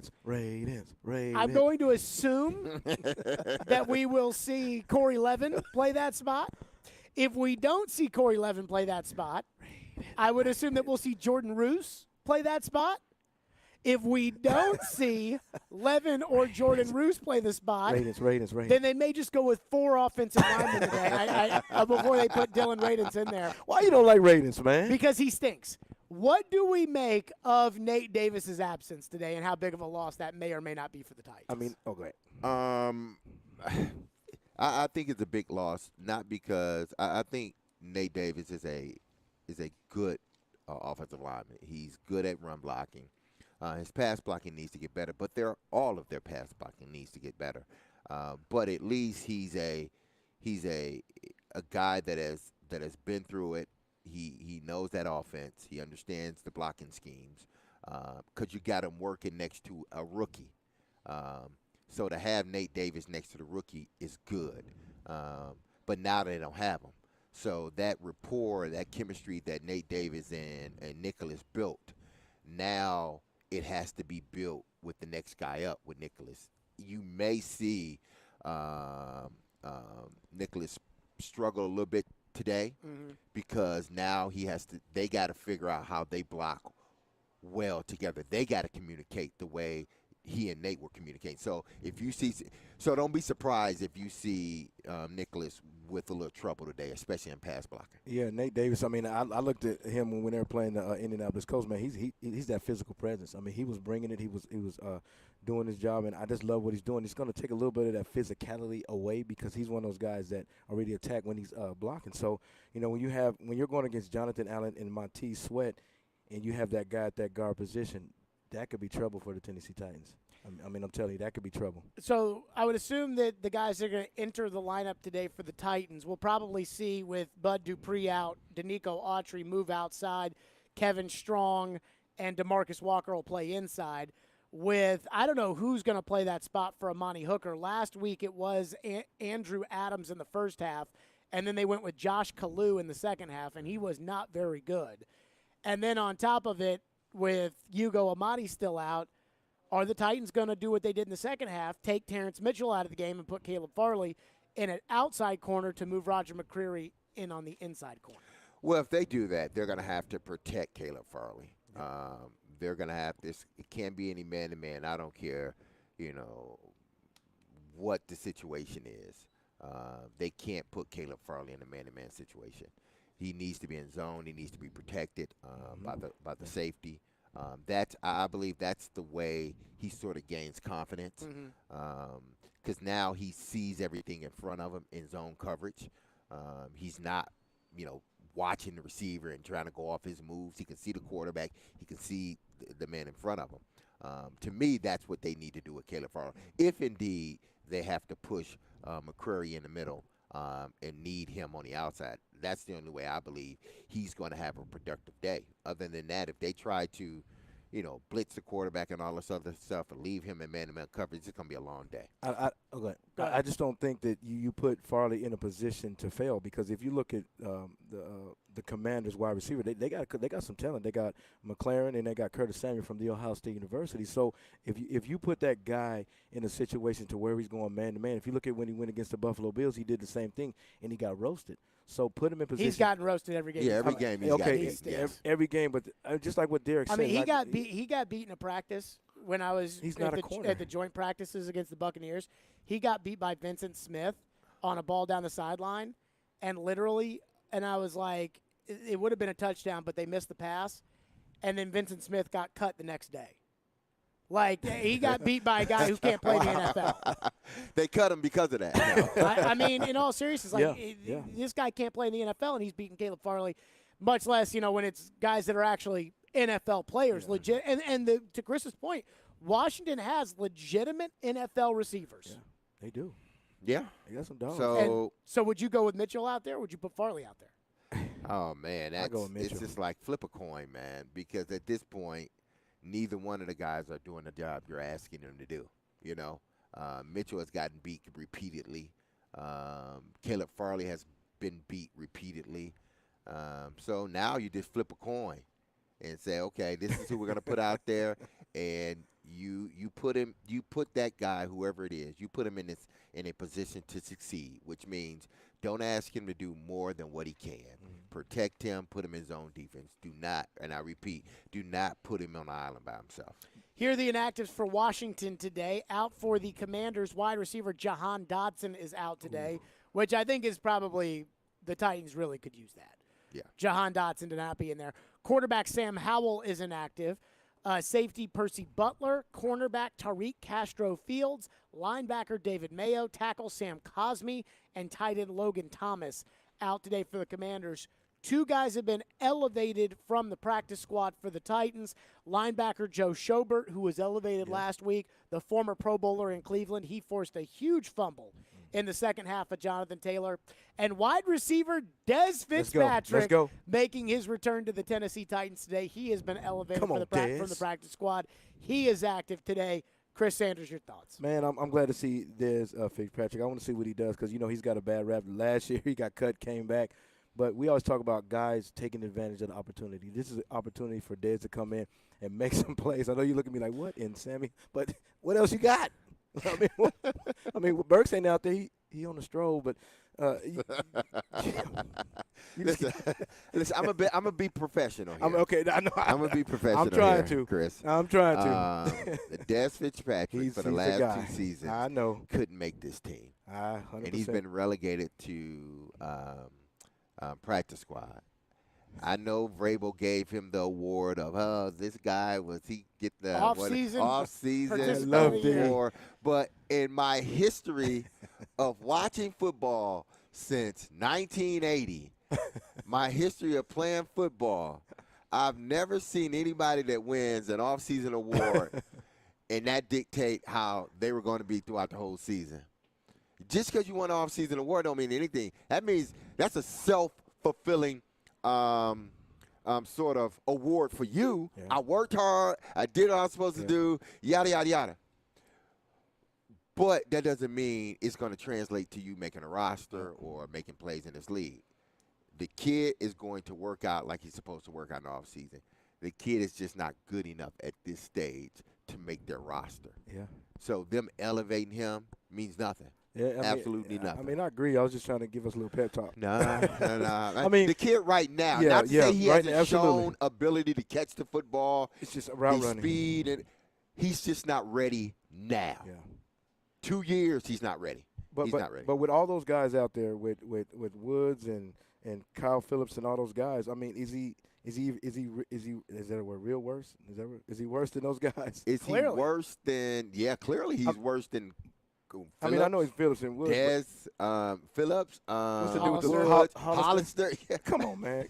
Now, what about Des active today over Josh Gordon? What do you guys think of that? That means Josh Gordon can't play yet. I mean, if you look at him, he made some plays with the Cleveland Browns, but I watch him in drills, man. He can't run. He's old. He can't run. I mean, he's like, if me and Derek went out there and run a hitch route, I think we'd get there before he could. Seriously. He's just because they are when asked this question, they come up with the same old rhetoric about him. He's getting better. He's learning offense. He's getting in better shape. He was not. It wasn't like he wasn't in shape when he got here. I know. He was coming from another team, so he was in shape. That tells me that they don't plan on playing this guy. No. He's there just in case, like Robert Woods go down or two receivers go down. Now we need to elevate him. But other than that, they elevated Des Fitzpatrick before they elevated Josh Gordon. Now, they only get 3 elevations before they have to sign the guy to the active roster. So they've already elevated Gordon twice. So I wonder if they're trying to save their third bullet for later in the year. This team's not good enough to be saving your bullets, man. I don't know. TD is at FedEx Field in Washington. We'll catch up with TD next. It's the pregame show right here live from Twin Peaks. on Galleria Boulevard. Come on out. They'll have all the football on the wall-to-wall TVs. The beer right now is 29.1. Now it's 29 even, 29 degrees Fahrenheit out here at Twin Peaks, and you'll have your chance to win a Titans football jersey today. At the end of the game, must be present in order to win that. Jared, Chris, D. Mace, it's the pregame show on 102.5 The Game. Chase McCabe. The best way to figure that out is to watch Twitter. Willie Donick. Trying to move down the field for the winning field goal. And Derek Mason. I'm putting in my hours, and I'm out of here. Chase, Willie, and D-Mace. Weekdays from 10 to 2 on Nashville's best sports talk, 102.5 and 106.3 The Game. And the Game Nashville app. If you missed the latest on Chase, Willie, and D-Mace, You have a mic. You can say, yes, it was Tom. Yes, I know I have a microphone, Chase McCabe. Chase bow McCabe. down to the suit. It's I the don't suit, bow down man. to nothing. It's the suit. You address him as the suit. Hey, in the words of Billy Joel, don't take any bleep from anybody. That's Mike Vrabel. No, that's don't do dumb bleep to hurt the team. Yeah. Same thing. No. No, they're actually very different. Shut up, rookie. Anyway, we have awarded the I'm kidding, folks. I'm really not mean. 615-737-1025. We've awarded the opening night tickets to the Predators, but 2 pairs of tickets to see Smashing Pumpkins Monday at Bridgestone Arena. Still on the line, but you must participate. Let's go to Chris. Chris on line 1. Welcome into Adam. Chase, Willie, and D-Mace. Weekdays from 10 to 2 on 102.5 and 106.3 The Game. And on the Game Nashville app. Hey, it's Jared. Are you looking to move? If so, do yourself a favor and reach out to my friends at TriStar Moving. You can be assured your move will be stress-free because they've got new utility vans to help with pack jobs to separate your high-value or fragile items from the bulk of your furniture, and their movers are carefully picked and highly trained. No one in the game is doing this. TriStar Moving is raising the standard in the moving industry. When you're ready to move, give them a call. TriStar Moving, 615-640-1219, or online at nationalmoving.org/radio, and tell them Jared Stillman referred you for 10% off. That's TriStar Moving.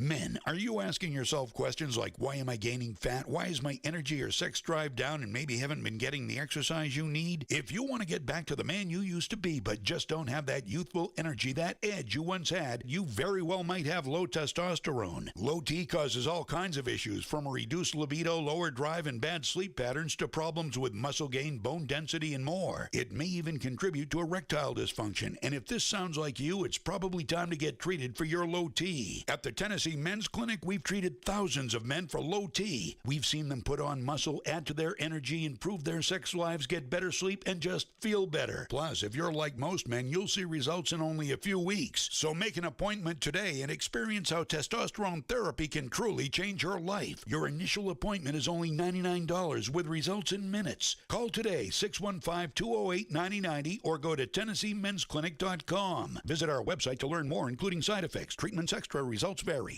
Jonathan Hutton. You have to put the ball in his hands in that moment. And Chad Withrow My kicker's making no decisions on a football team. are in the game.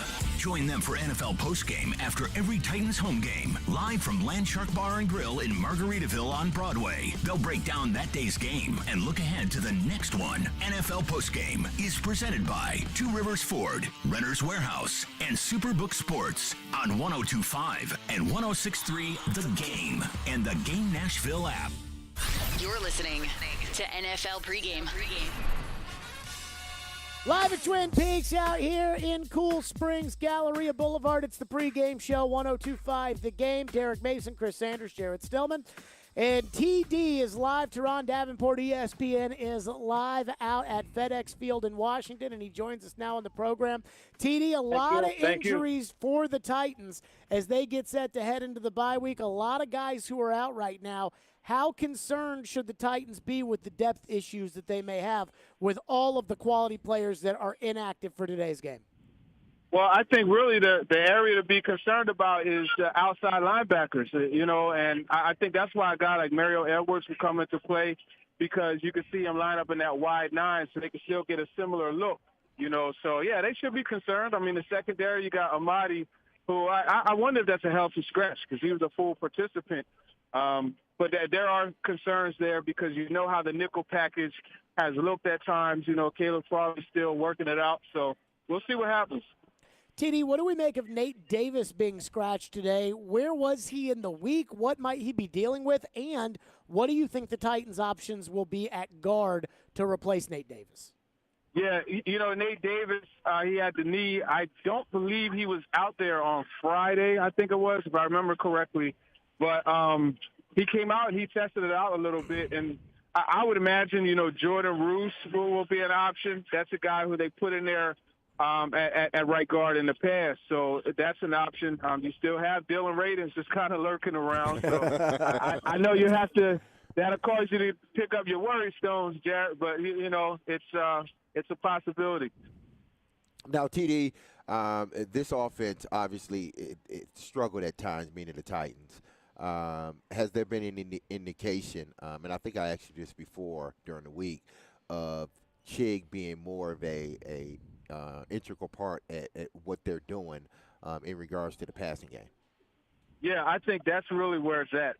Chig has reached a level of comfort to where he could play fast. And you know about that, right? Like once you get into the scheme and understand it and grasp it, and you're not thinking while you're playing, you're just doing things naturally, you're going to be faster, and that's where he is. And I would expect to see him more involved. And it's pretty interesting if you look at that last game, right? He was lined up in the backfield, remember? And yes. That's how he got that first down catch. So you're going to see his role expand probably. I would expect more 12 personnel sets, maybe even 13. And he's a guy just like Hooper. You can line him up out wide if you want to do that too. Now, with Cunningham being a scratch this week because of injury, how do you think they roll that linebacker position? Do you think it'll be a constant rotation in regards to down and distance?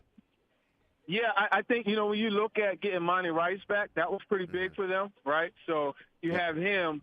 But to be honest with you, Joe Schobert and Dylan Cole, they played well against the Colts. They were a big part of limiting Jonathan Taylor the way they did, coming up and spiking those gaps like that and doing what they have to do as far as bringing them down. Schobert had a forced fumble. So I think, you'll see that. And they still go to a lot of sub packages too, right? They go big dime, big nickel as well. It's going to be tougher to do that with Amani Hooker out. But, you got guys like Lonnie Johnson, Josh Kalu that you can put in there, and they like Anthony Adams.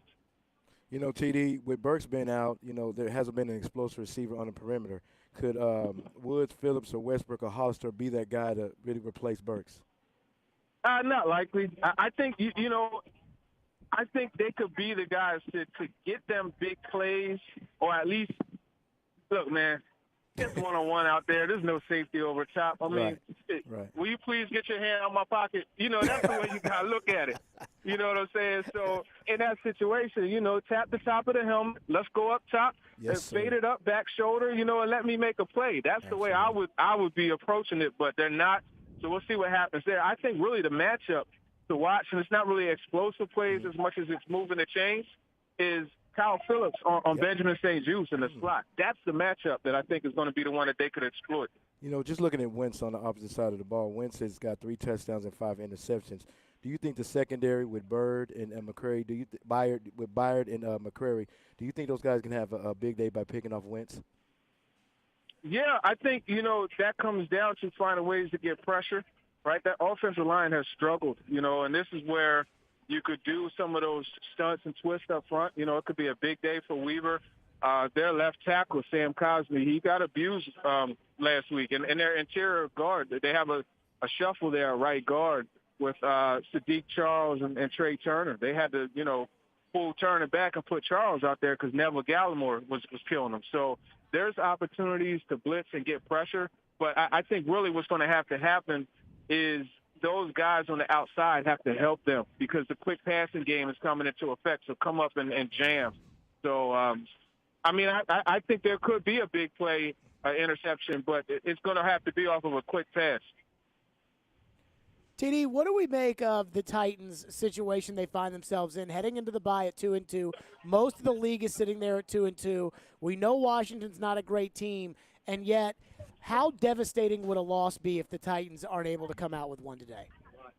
It would be really bad. It would be really bad. They have to win this game. You don't want to go into the bye week with 2-3 records. and losing to two teams that, you look at the schedule, these were the ones that you put, okay, yeah, this is a win, this is a win, a likely win. So these are the games that they have to win if they want to compete, and it would be devastating. They need to win this game. Teron Davenport is at FedEx Field. TD, great stuff. We'll look forward to your breakdowns after the game. For sure. Appreciate you. Appreciate you, Doc. Yep, TD joining us on the program. Chris, yes. I know that all the games are the same, and the Titans have lost a lot of bad games over the year. Like, we're used to this. But it does feel like at 2-2. I am not convinced the Titans are a bad team. I do kind of feel like Derek kind of thinks they are. But I am not convinced that the Titans are a bad team.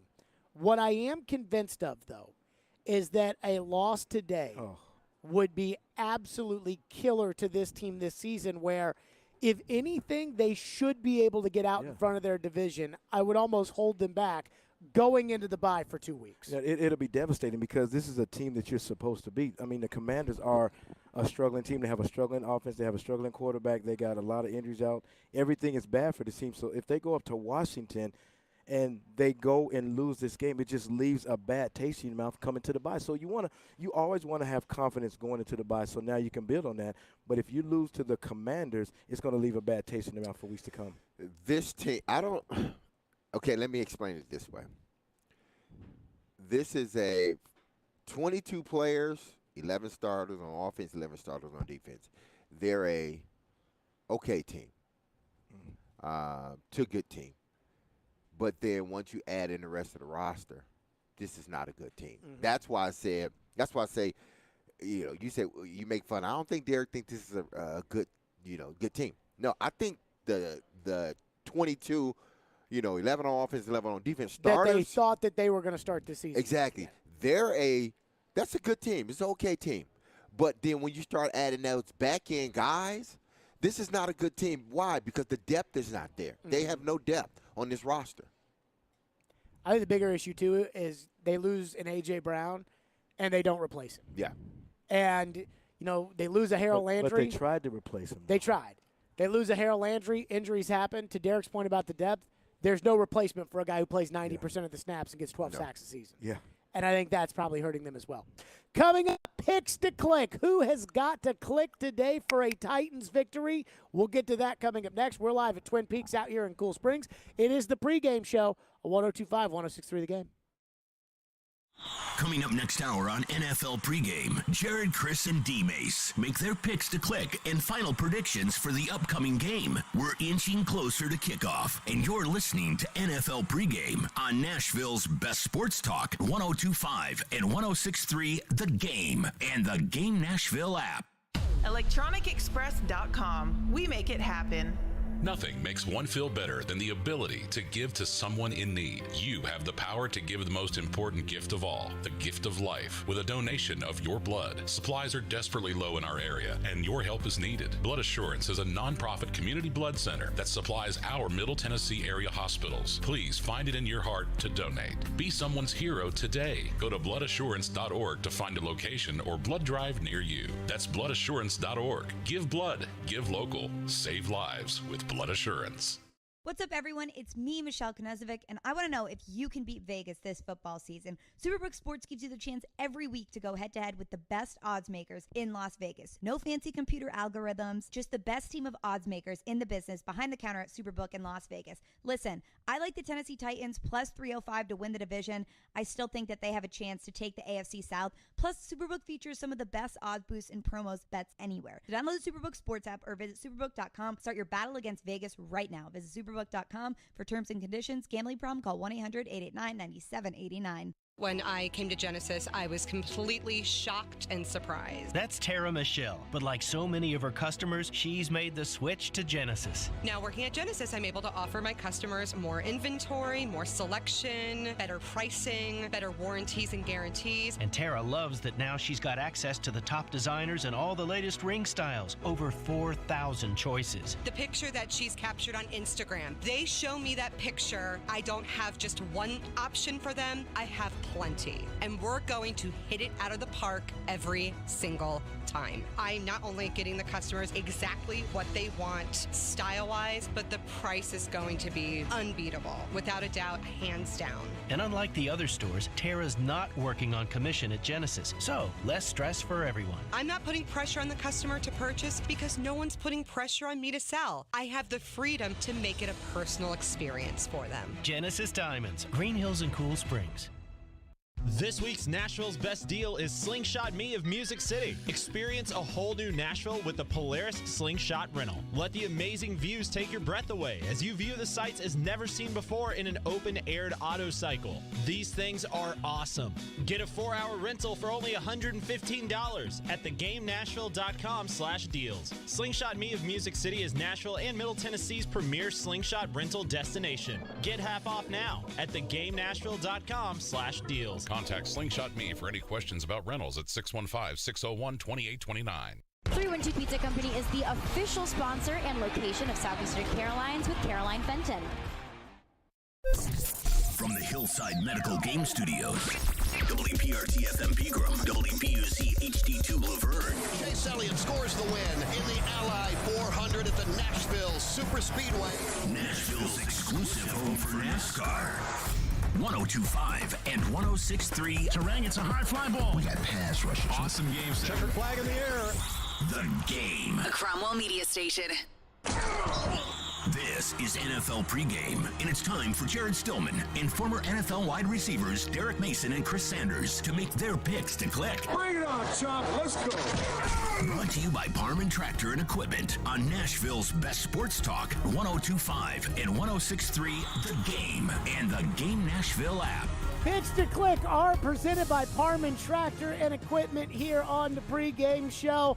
I'd just like to state for the record before we get into this, one of us picked Danico Autry last week to click. I'm just saying. Oh, there you go. I'm just saying. So with that, it's time. Who's going to click and why today for the Titans? Chris Sanders, we start with you. I'm going to go with Kyle Phillips. And the reason I'm going Kyle Phillips. He never plays. Let him go with his pick to click, man. Come on now. Okay, want me to pick Burks? Okay, no, I'm just kidding. But here we go. I'm going to go with Kyle Phillips. The reason I'm going to go with him is you need a chain mover. I mean, I know that guy Swain, he moves the chains a little bit, and I just think that he can be big in this game. So even though it's a safe pick, I think he's going big. I think he's going to be the first receiver this year to get over 100 yards, guaranteed. Do the Titans have a receiver got over 100 yards? That's what I'm saying. No, I'm just they haven't. I mean, not to say that. How embarrassing is that at this point? And they just got their first touchdown last week. They hadn't even got close to 100 yards. I don't think a receiver has got 85. like 90 yards. According to the official game stats from the NFL last week, Kyle Phillips played 2 offensive snaps. See, he's my guy. That's what I want. Pick the click. Pick the click. So in those Why you been so mean to my click, man? those two plays, he better get some big plays. 265. My pick to click on offense is Dontrell Hilliard.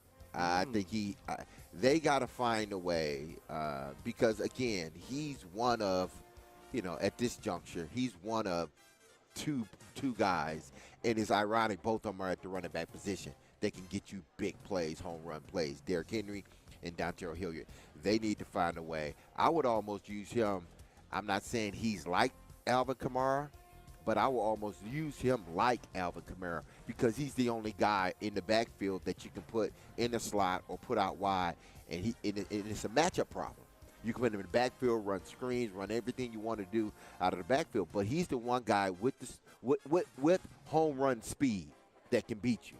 So to me, Dontrell Hilliard is my pick to click on offense. I'm surprised Derek didn't go with Chick Okonkwo after his I love Austin Chick, Hooper man. run. I love Chick, man. I love Chick. Am I not allowed to pick Derrick Henry? No, you're not, man. I'm not allowed to pick Derrick. No. You two don't. I'm going to go with Jeff Swaim today. I'm calling touchdown today for Jeff Swaim. And I'm going to tell you why. Touchdown, Jeff. Because the Titans have decided he's their starting tight end. I think the way they went into it this season was they said, Hooper's going to be our starting tight end. Swaim's going to be our blocking tight end. Chig's going to be our receiving, kind of when we go 2 personnel. They decided we can't do that. They decided after the first game, Swaim's the guy. And so because of that, I don't think the Titans throw the ball well in throwing situations, which is the only time that any of the other receivers come out on the field. Swaim will be out on the field, I think, for a majority of the snaps when they're in that mixed running personnel. I think Swaim is going to catch the football a lot. I think, to Chris's point, I think that's who Tannehill is going to rely on as his chain mover today. I think Jeff Swaim is going to lead the team in receptions today. That's my pick to click right there. Swing and miss. That's what I would say. Jeff Swaim will lead the receivers in receptions today. He will lead the team in receptions today. You know what? I wouldn't be surprised if that happened. No. I wouldn't. He's an easy throw, and they're going to look for him. And nobody guards him. Nobody guards him. And all he does is catch it and man. fall right down. Hey, man, that's a pawpaw pick, man. Why? Swaim?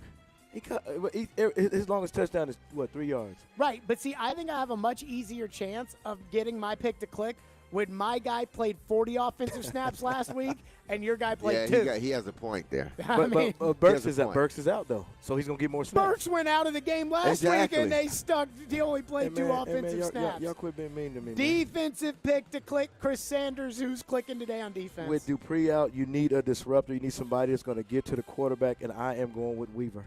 The reason why I'm going with Weaver, he has 4 sacks. He's consistently around the ball. He may not stop the run well, but I think he can get about 1 or 2 sacks and put pressure on Wentz and have him throw interceptions. Weaver's my guy. Weaver's a pass rush specialist. The one thing I do like about this is Weaver's got a great motor. Yeah, he does. Carson Wentz loves to extend plays by running around.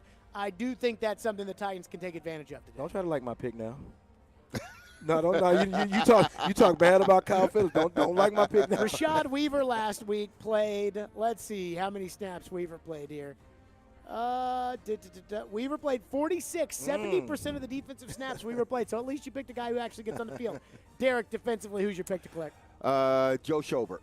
I think because of the injury at the linebacker position, he got a big play last week, strip fumble of Jonathan Taylor. He's slowly starting to pick up, I think, on his defense. This guy was a former Pro Bowler. I think he feels comfortable at what he's doing now.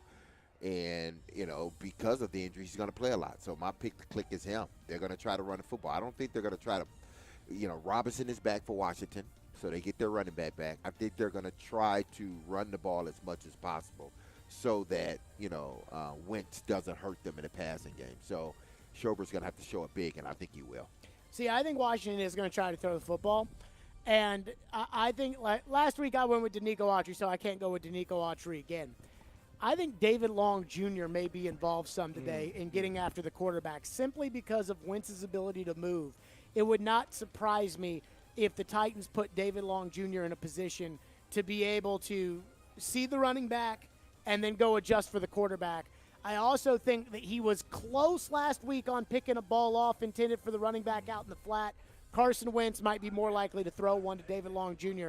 I'm going to go with him, not just for what he could do, against the pass as a linebacker, but what he could do maybe perhaps picking a pass off today. I'm going to go with David Long Jr. And it looks like he's getting back to that player that he was at the end of last season. My unsung hero in this game is going to be Stonehouse. You mean that Hassan Haskins on the kickoff coverage is not the because Washington's not going to be kicking off a lot.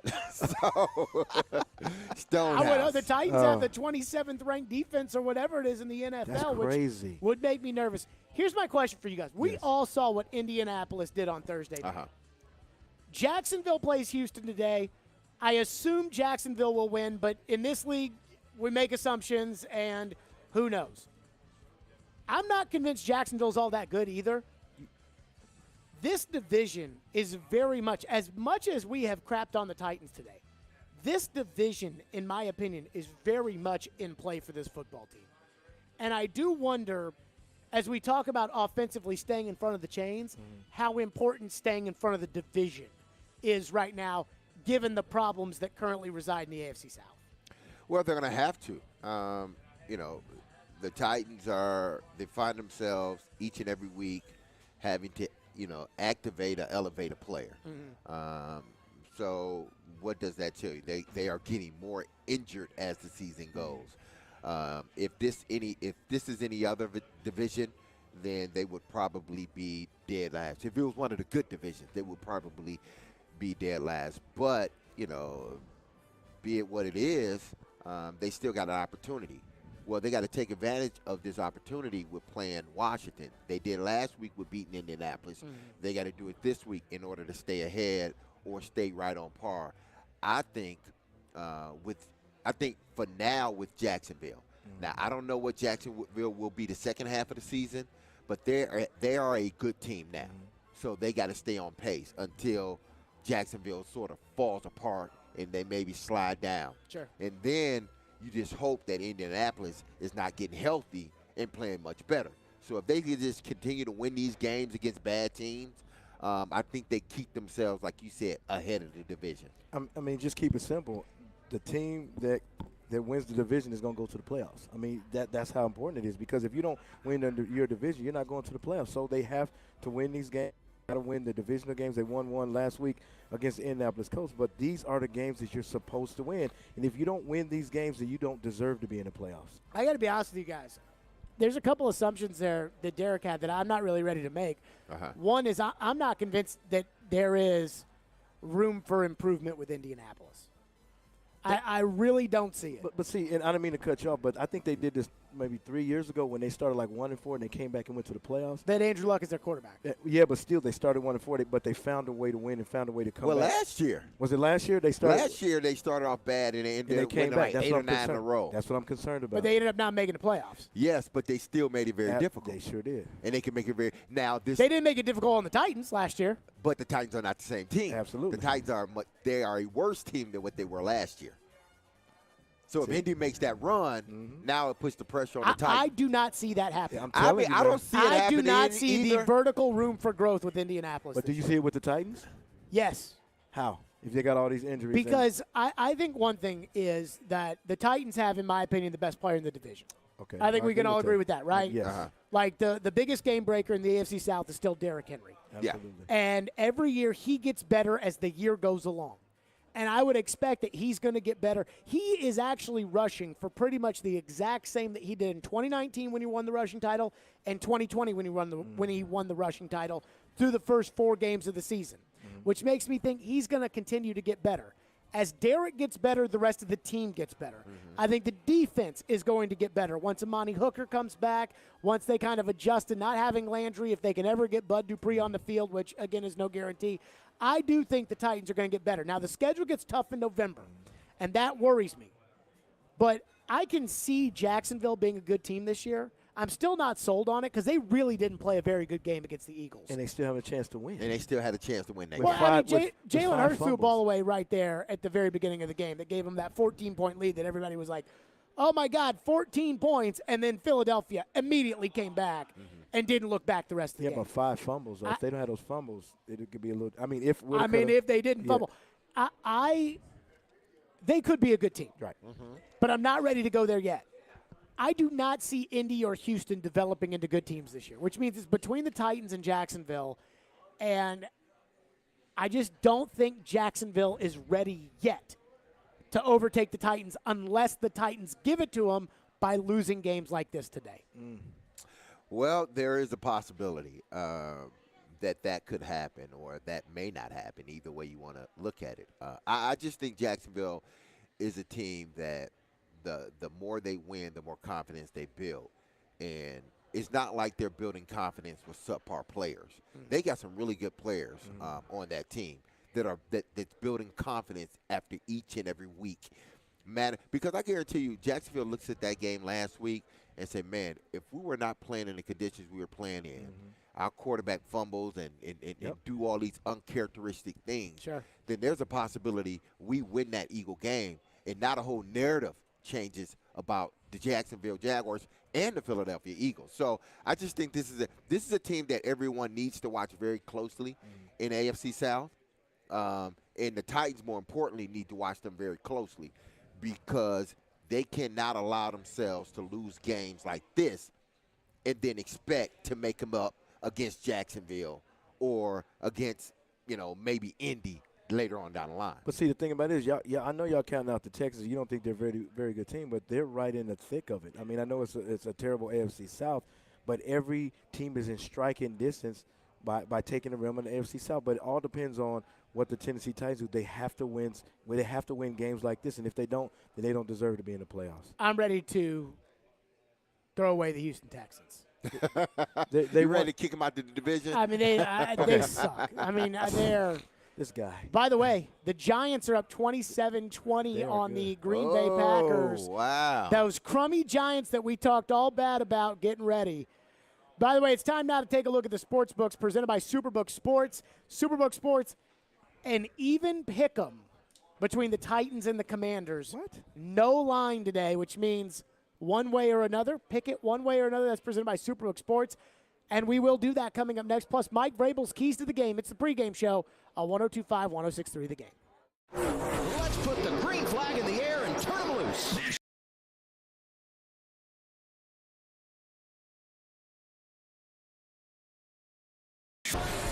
We are your racing station. ESPN 102.5 and 106.3 The Game.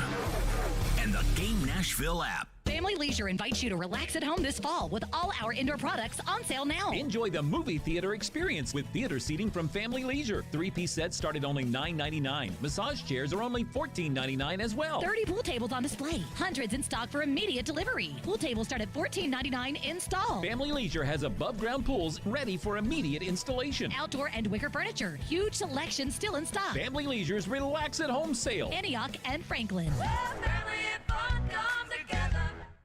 Hey, Robbie Stanley here, and football season is well underway, and now's the perfect time to download FanDuel, America's #1 sportsbook, because right now new customers get a no-sweat first bet up to $1,000. That's free bets back if your first bet doesn't win. All you got to do is sign up with promo code ROB. I like the Titans against the Commanders coming up this weekend on the money line, but you can take it any way you want to on FanDuel. They've got your favorite bets from the money line, to point spreads, to player props, and you get paid quickly as well when you win. All on an app that's safe, secure, and super easy to use. So sign up today with promo code ROB for your no-sweat first bet. Once again, that promo code is ROB. Make every moment more this season with FanDuel, official sportsbook partner of the NFL. Must be 21 or older and present in Tennessee. First online real money wager only. Refund issued as non-withdrawable free bets that expires in 14 days. Restrictions apply. See terms at sportsbook.fanduel.com. Got a gambling problem? Call the Tennessee Red Line at 1-800-889-9789. More than 95% of people incarcerated will come home like I did. I'm William Arnold, director of the new Tennessee Office of Reentry. When they come home, we want to be ready to help remove barriers to employment. It's okay if you've been incarcerated or justice involved. Help is available. Go to tnworkready.com or visit your local American Job Center. Brought to you by the Tennessee Department of Labor and Workforce Development, the Tennessee Association of Broadcasters, and this station. tnworkready.com. If you came across someone struggling with hunger, how would you recognize them? Would you notice a 16-year-old boy who got his first job? Not for extra spending money, but to help feed his little sisters? Or a mother who's in between jobs and sometimes goes to bed hungry so her kids can have dinner? I am the 1 in 8 Americans who struggle with hunger. I am hungered in America. Hunger can be hard to recognize. Learn why at IamHungeredInAmerica.org. Brought to you by Feeding America and the Ad Council. This is NFL Pregame. Live from Twin Peaks here for the pregame show. Time now to take a look at Mike Vrabel's keys to a Titans victory here on the program. We start with third down. The Titans and the Commanders. Mike Vrabel says Titans have got to be focused on third down. You know, they're good on third down defensively. We've been pretty good. Took a step back, I felt like, last week. But, you know, those possession downs are critical. You're going to have to score points in this league, you have to have some conversions along the way. And I think on Sunday it'll be critical and see who wins that third down battle. No Bud Dupree, no Ola Adeni today for the Titans on third down. The Titans did struggle in the second half getting off the field on third down. Derek, how worried are we about the Titans against Washington on third down defensively? And then, Chris, we'll get to you about how we feel about them offense. Okay. Well, it's going to be a very imperative that the Titans stay ahead of the chains. So when they do get the third down, it's 3rd and 5, 3rd and 4 around there. Defensively, Washington is one of the better teams in the National Football League. on third down. So the Titans got to find a way to keep it in third and manageable. Because once they get in third and long, you feed right into what Washington wants to do. Mm-hmm. They're going to pin their ears back and they're going to rush the passer. And now that Nate Davis is down as well, that's going to put a lot of pressure on that, not only the left side, but more importantly, the right side that Nate is not going to be there anymore. So to me, they're going to have to stay on the field, find a way, whether it be – that's why I think Dontrell Hilliard must be a critical part of their offense today, because at least he gives them that matchup problem that they don't have anywhere else on the field. Before I start, I want to ask you a question. You talked about the offense. Sure. Who's my picks to click? On offense. Offense. Come on, man. Kyle Phillips. Kyle Phillips. Kyle Phillips. Who's going to be the chain mover? I agree with Hilliard, but the guy that I think can move the chains is Kyle Phillips. So, I know that the Titans are struggling with converting third down, but when you have Kyle Phillips back, instead of playing 2 plays, he plays 16 plays. He's still going to keep those chains moving. But then let me switch to the defense. I think the defense needs to pressure Wentz into getting the ball out fast. And that's exactly what you got to do. If you can do that to where he makes mistakes and interceptions, then that allows you to get off on third down. Do you think they can do that? They're going to have to send some pressure somewhere. I think Weaver can be the guy. I don't know if they're going to send a safety blitz. I don't know what they're going to do. But they got to figure out to where they can't let Wentz sit back there in the pocket and stay on the spot and go to his first and second receiver. They need to make sure they send pressure to where they get him off his spot to where he rolls out, and then that's where you can sack him on third down. Well, here's the problem. You don't have guys that can cover.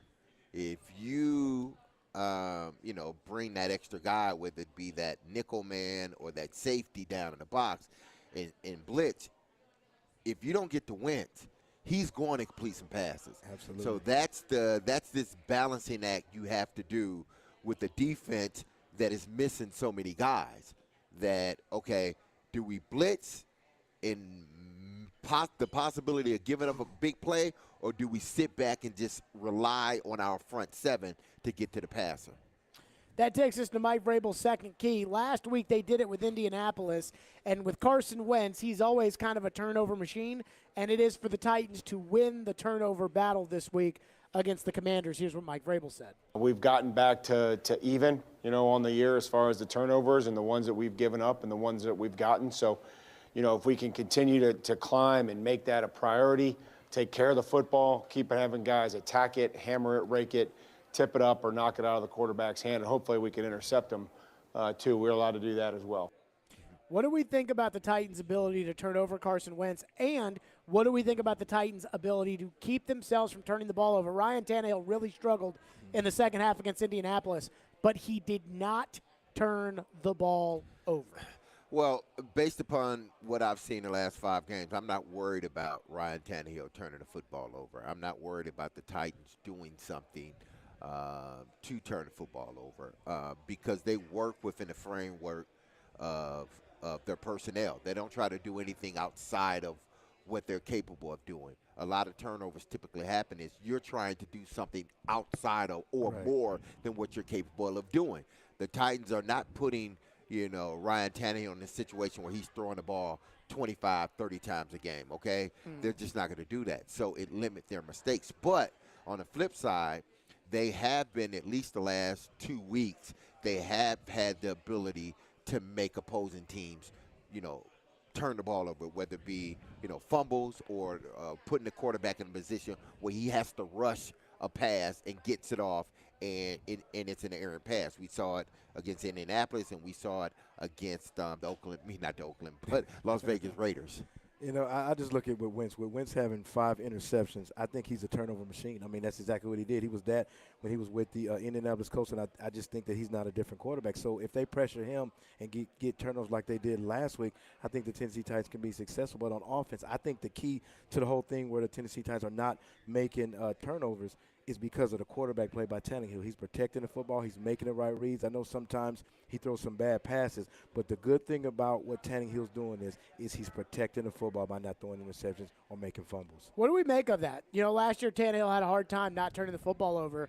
This year it doesn't feel like he's turning the football over. I know he had the one against the Raiders, but it doesn't feel like he was turning the ball over like he was last year. Well, they're not giving him an opportunity to. They're not saying, hey, you got to go out and win those football games.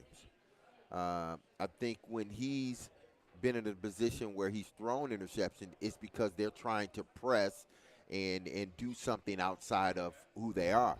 I asked the question earlier in the show, does Ryan Tannehill need to do more and carry this team because of the injuries?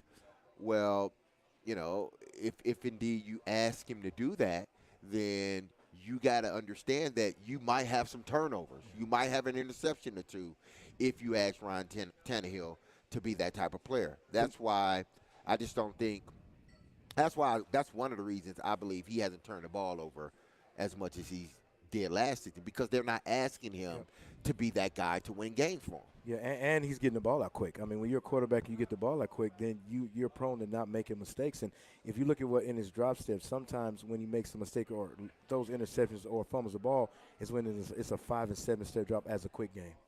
Time to make our final game day predictions. Who wins today and why? Titans and the Commanders coming up. Last week, Chris and I both picked the Titans. Derek picked the Colts. Chris, we start with you. I am going to go with the Tennessee Titans. I think they're going to win big, 38-10. And the reason why I say you're looking at a Commanders team that's struggling with the offensive line. They're struggling at the quarterback position to where Wentz has 5 interceptions. I just think that you're looking at a bad team. So if the Tennessee Titans come out and play their type of football, strong on defense, create turnovers, and Tannehill protects the football, I think it's going to be a blowout, 38-10 Tennessee Titans. I think we're going to see the same old Titans. I think they're going to win, though. I think they're going to win 24-14. But I think this is a team that's going to play very well in the first half. And in the second half, they're going to be inept, and we're going to be tweeting about it. So 24 points in the first half, no points in the second half. I'd say they may even get 21 points in the first half and just 3 points in the second half. Which would be an improvement over the last 3 weeks. But it still would be a game where you only played one half. So I think that's what you're going to get. I don't, because of the injuries, I don't think they're at this point capable of giving you 4 really good quarters of football. I'm going to go with the Titans 20-14. I think it's going to be an ugly game. I think the Titans will find a way to eke it out. But I did really consider taking Washington today. But I'll take the Titans. That's going to do it for us. Special thanks to our friends out here at Twin Peaks for having us today. We will be off next week because of the bye. We will be back over at Sonny's in Germantown for the Titans and the Colts coming up in 2 weeks. That's it for the pregame show, 102.5, 106.3 The Game. You love the game. Predators win it in overtime. Touchdown, Tennessee. We live the game. My quarterback needs me to step up. He can make a defense pay. We got pass rushers. Checkered flag in the air. Awesome game 7. What a stop made by UC Sarah. The game. Nashville's best sports talk, 102.5 and 106.3 The Game and the Game Nashville app. Hey, it's Hutton. Interest rates are rising, but not at Spring Hill Heating and Cooling. Replace your old unit fast before new regulations increase prices up to 20%. Get a new unit today at today's price and receive up to $1,500 off, or get 18 months of no payments, so the first payment is not until spring of 2024. At Spring Hill Heating and Cooling, all new systems come with a 10-year parts and labor warranty. Schedule your appointment now at springhillac.com. That's springhillac.com. If you missed the latest from Stillman and Company, delivered by TriStar Moving. Guys, I'm going to be honest with you. I thought Todd Downing coached a really, really, really good game on Sunday. Now, I didn't watch the first half film, but I'm going to assume, and I don't like doing this because But I think that's a pretty safe assumption that I'm they were better in the assume first half. that he had a good half of calling plays in the first half, just without having watched the actual tape. There were plays that after I watched on the tape, I wrote down, good call, great call. There was one play in particular that I saw on the tape that I wanted to get up out of my chair in the dining room at my house watching this on an iPad, and I wanted to applaud Todd Downing for the play